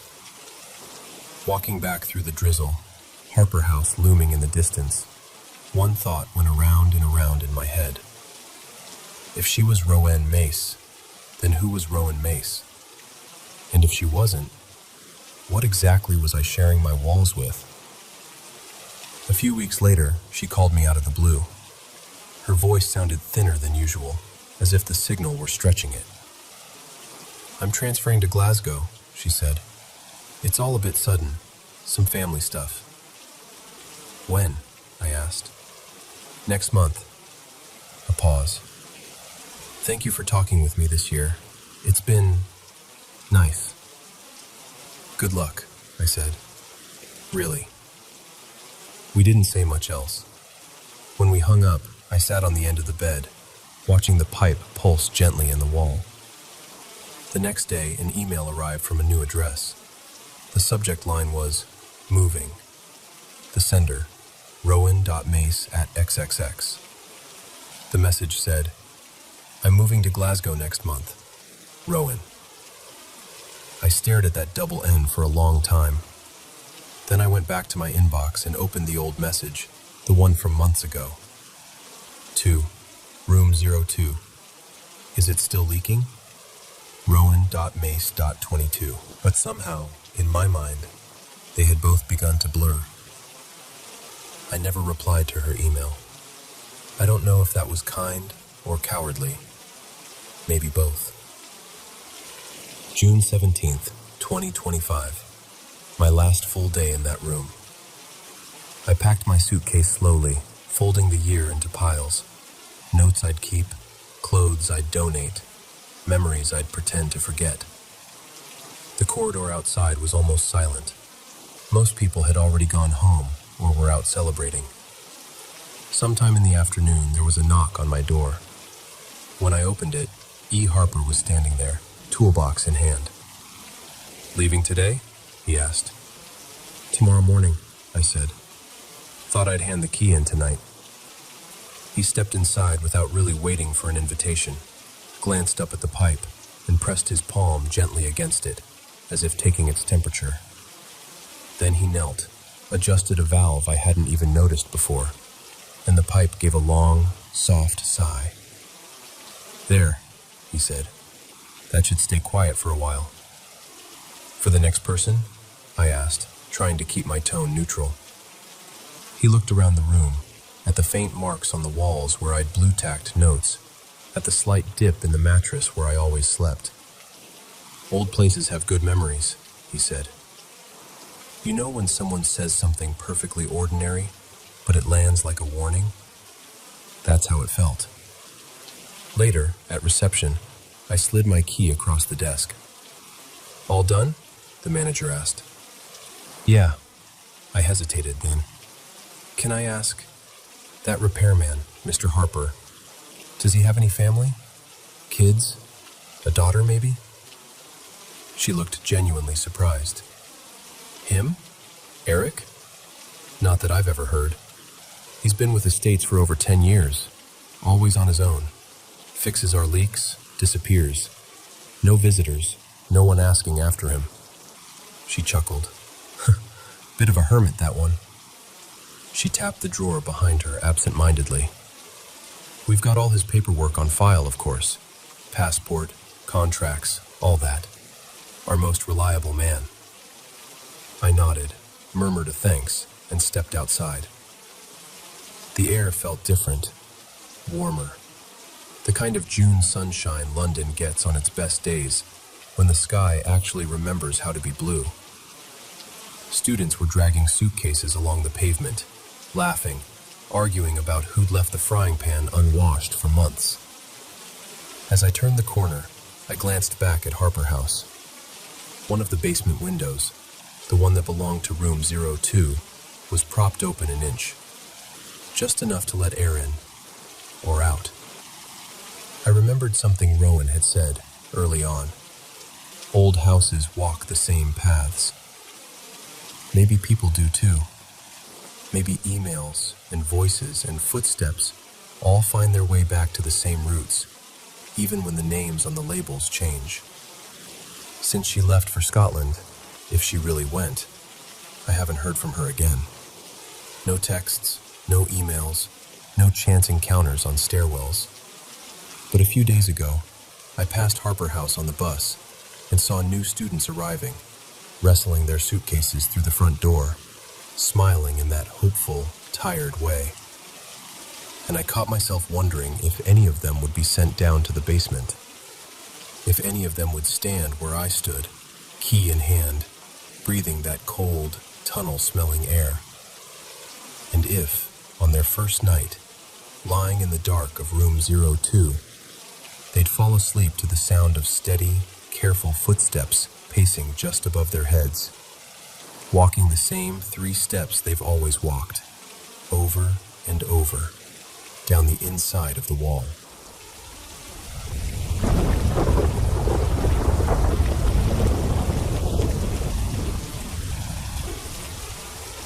So, let me tell you about this night I'll probably never forget. I live in Tacoma, Washington, and there's this place called Point Defiance. If you've never been, it's this huge, wooded park right by the water. Beautiful in the daytime, kind of storybook eerie at night. Tucked inside, there's an old pagoda that people around here say is haunted. The story goes that back in the 1920s, a widower, some people call him Mr. Harlan, took his own life in what used to be the trolley restroom in that pagoda. Since then, the building's had more than its fair share of bad luck. It's burned down, been rebuilt, renovated, and now it's used for weddings and events and all kinds of happy stuff. But the stories never really stopped. People say they hear strange sounds, see faces in the windows when the building's supposed to be empty. One groundskeeper, I'll call him Dave, swears he heard someone whisper his name from the basement when he was locking up alone. No one was down there. Now, that was about all I could dig up online and from local chatter, so as far as I could tell, I might have been one of the first people to go out there specifically to check for anything paranormal. No team, no equipment, just me being curious. Or dumb. Take your pick. I decided to go super early in the morning, like around 3:45 a.m. It was that kind of time where the sky's not quite night, not quite morning, just this heavy, in-between darkness. I parked near the waterfront and took one of the trails that winds up to the pagoda. At first, honestly, nothing felt too wild. Unsettling, sure, but that's just what happens when you're alone in the woods before sunrise with a flashlight and a bunch of ghost stories rattling around in your head. The pagoda looked almost peaceful from a distance, lit faintly by a couple of dim lamps. No voices, no apparitions, no cold spots. Just me, my breath, and the crunch of my boots on the path. After a while, I kind of relaxed. I started thinking, okay, maybe this is just one of those local legends that got bigger in the retelling. I was already mentally writing it off like, well, that was a bust, but at least I got some fresh air. A little ways away from the pagoda, maybe 50, 60 feet, there's this small Japanese-style pond and a little shrine by it. It's really pretty, even in the dark. I walked over there and just stood for a bit, looking at the water, listening to the quiet. You could hear the faint waves from the sound in the distance, some leaves shifting, nothing special. I turned to leave, took a step, and that's when I heard it. Another step. But not mine. It sounded like a footfall landing just a fraction of a second after I put my foot down. Like that cliché movie moment where a character stops and they hear a trailing step behind them. It came from maybe 10 or 15 feet back, on the path behind me. Clear as day. One echoing step. I froze. You know that feeling when your body reacts before your brain catches up? My whole system went on alert. I swung my flashlight around behind me. Nothing. Just the empty path, the trees, the pagoda off to the side. No person. No animal. No wind gust that could have explained it. That's when the other sound started. Next to the shrine, there's this wide, grassy area. Pretty flat, pretty open. My flashlight is no joke. I could scan that whole field easily. There were a few trees closer to me, but beyond that, it was just open grass. The weird part? There weren't any twigs. Not in the spots I was hearing it from. And every time I swept my light across the field, there was nothing. No deer, no raccoon, Nothing moving at all. You know how you can usually talk yourself down like, okay, it's probably an animal. Calm down. I couldn't do that. I just knew, in that deep, primal way, that it wasn't an animal. I can't prove that, but that's how it felt in the moment. Like every instinct I had was saying, nope, this is different. My guard shot straight back up. That easy, casual curiosity I walked in with was gone. I decided I'd had enough sightseeing for one morning and started back down the trail toward the waterfront. That's when it got worse. As I walked, the footsteps didn't stop. If anything, they got more active. It was like something was circling me. Never too close. Never right at my back, but just around. Left, then right, then a bit behind. Almost like it was keeping a perimeter, staying just outside the beam of my flashlight. The sound had this pacing quality, like someone studying me, taking a few steps, stopping, shifting position, starting again. I kept checking over my shoulder, sweeping the light through the trees, up the trail, over the grass. Still nothing. I can't explain it better than this. I felt like I was being watched. Not just looked at, but examined. Judged, almost. Like I didn't belong there and something was trying to decide what to do with me. Then came the part that really stuck with me. Just as I was leaving the immediate area around the pagoda, like right when I passed this invisible edge where the building and pond and shrine start to fall behind you, I got hit with this wave of emotion. It was so sudden, it actually made me stop walking. 1 second I was on high alert, but still basically just scared and annoyed. The next second, it was like this enormous weight dropped straight onto my chest. I was overwhelmed with this deep, heavy sadness and fear. But not my fear. That's the best way I can put it. It felt foreign, like someone else's grief had been poured into me. You know those shivers you get when you listen to really powerful music?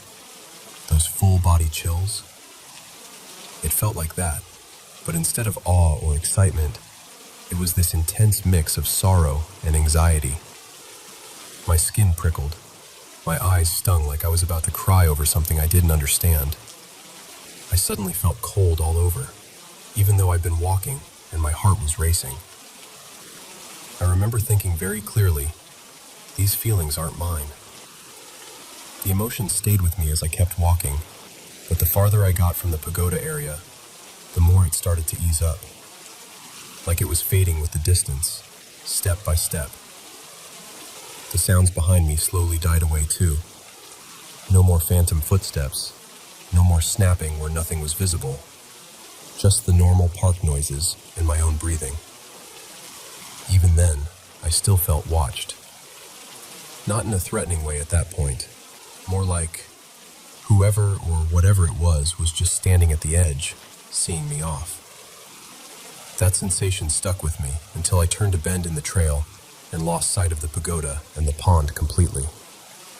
And then, suddenly, everything felt normal again. Just a dark, quiet park before sunrise. So yeah, that's my experience.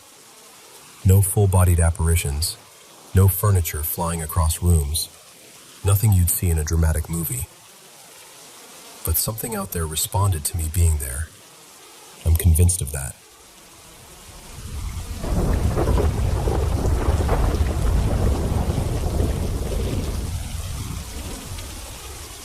So, this one's for my dad.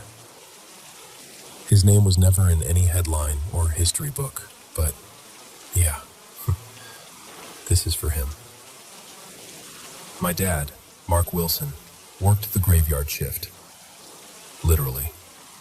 He was the overnight caretaker at this old cemetery on the edge of a little town outside Knoxville, way past where the streetlights end and the road turns to gravel.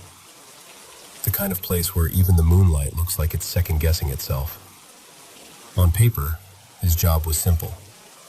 keep folks from sleeping on the graves, make sure nobody was sneaking in to pry off copper vases, keep the grounds respectable, as the management liked to say. But Dad would look at me with that serious, tired half smile of his and say, "It ain't the living that bothers me out there." And he meant it. I only went with him once. I was around 10, give or take.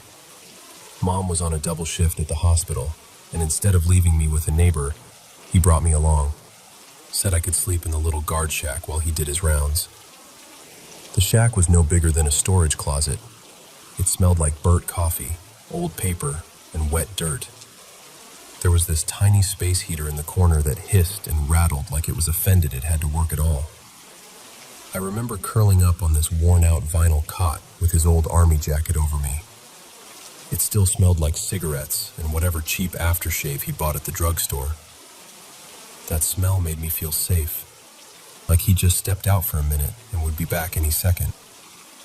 I fell asleep to the sound of that heater buzzing and the soft scratch of his pen on a logbook.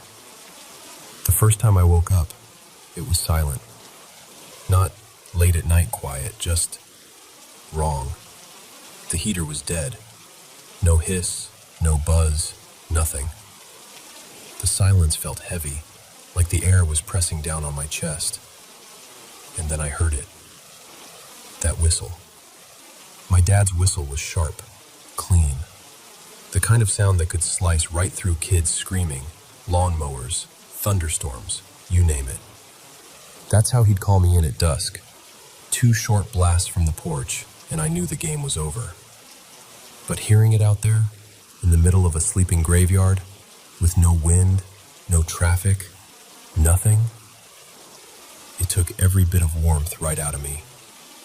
He was somewhere outside, past the shack window, out near the older headstones under the big oak trees, where the ground sank a little and the stones leaned like they were tired. I wiped a clear patch on the foggy glass with my sleeve and squinted.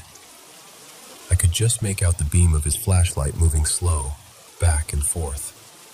It wasn't his normal, brisk, checking the grounds walk. The light drifted from grave to grave, then lifted higher, like he was looking at something standing between the stones. Something that shouldn't have been there. The whistle came again. But this time it was different. Lower, stretched out, and shaking just a little at the end. "Daddy?" I whispered. He didn't answer. I watched the flashlight's beam hang in the dark for a second, like it was thinking about where to go next. Then it just went out. No click, no flicker, just gone. I must have passed out again because the next thing I remember, it was morning. Gray light was seeping in around the edges of the blinds. The heater had sputtered back to life and was making this half-hearted clunking sound. On the desk beside me, my dad's flashlight lay on its side, still beaded with dew. Dad was in the corner, in this old folding chair, shoulders slumped, staring at nothing. His eyes were bloodshot, like he hadn't blinked all night. He didn't say much on the drive home. We rolled down the cracked country road, and every few miles he'd purse his lips like he was about to whistle, just out of habit, and then stop himself, jaw tightening. Years later, after he was gone, I was going through a box of his things in Mom's attic. Old uniforms, a coffee-stained thermos, some photos with dates scribbled on the back. At the bottom, I found this little spiral notebook. Most of it was boring, honestly. Dates, weather notes, which plots needed trimming. But then there were a few pages where his handwriting changed, sloppier, rushed. One line said, "Heard whispering near the north fence again. Thought it was the wind. It wasn't." Another. Something by the big oak tree. Whistled. It whistled back. I just sat there, staring at that line for a long time. Then there was this one. Little girl near section B, barefoot, vanished when light hit her. My skin went cold reading that, even in the middle of Mom's bright, cluttered attic. The last entry was dated the night I went with him. It said, "Squirts with me tonight. Can't let her see what's moving by the tree line. If it whistles again, I'm not answering." I remember tracing those words with my thumb. Can't let her see. He'd never said it out loud, but that was Dad in a nutshell. Tired, scared maybe, but standing between me and whatever was out there. Sometimes now, when I can't sleep, and that happens more than I admit, I'll be lying there in the dark, staring at the ceiling, and I swear I hear it. That same sharp whistle.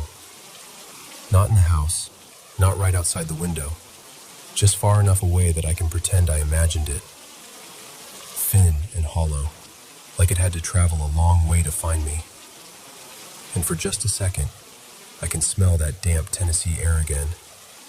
The kind that wraps around you like fog, cold, earthy, full of things that have been buried a long, long time and don't like to be disturbed. And I think of my dad. I see him standing out there between the graves, boots sinking a little into the soft ground, goosebumps on his forearms, that flashlight trembling just enough for only him to notice. I imagine him hearing that whistle, his own sound thrown back at him from the dark, and, squaring his shoulders, setting his jaw. And in that quiet space between heartbeats, I can almost hear him say, in that low, steady voice of his, "Not tonight. Not while she's here."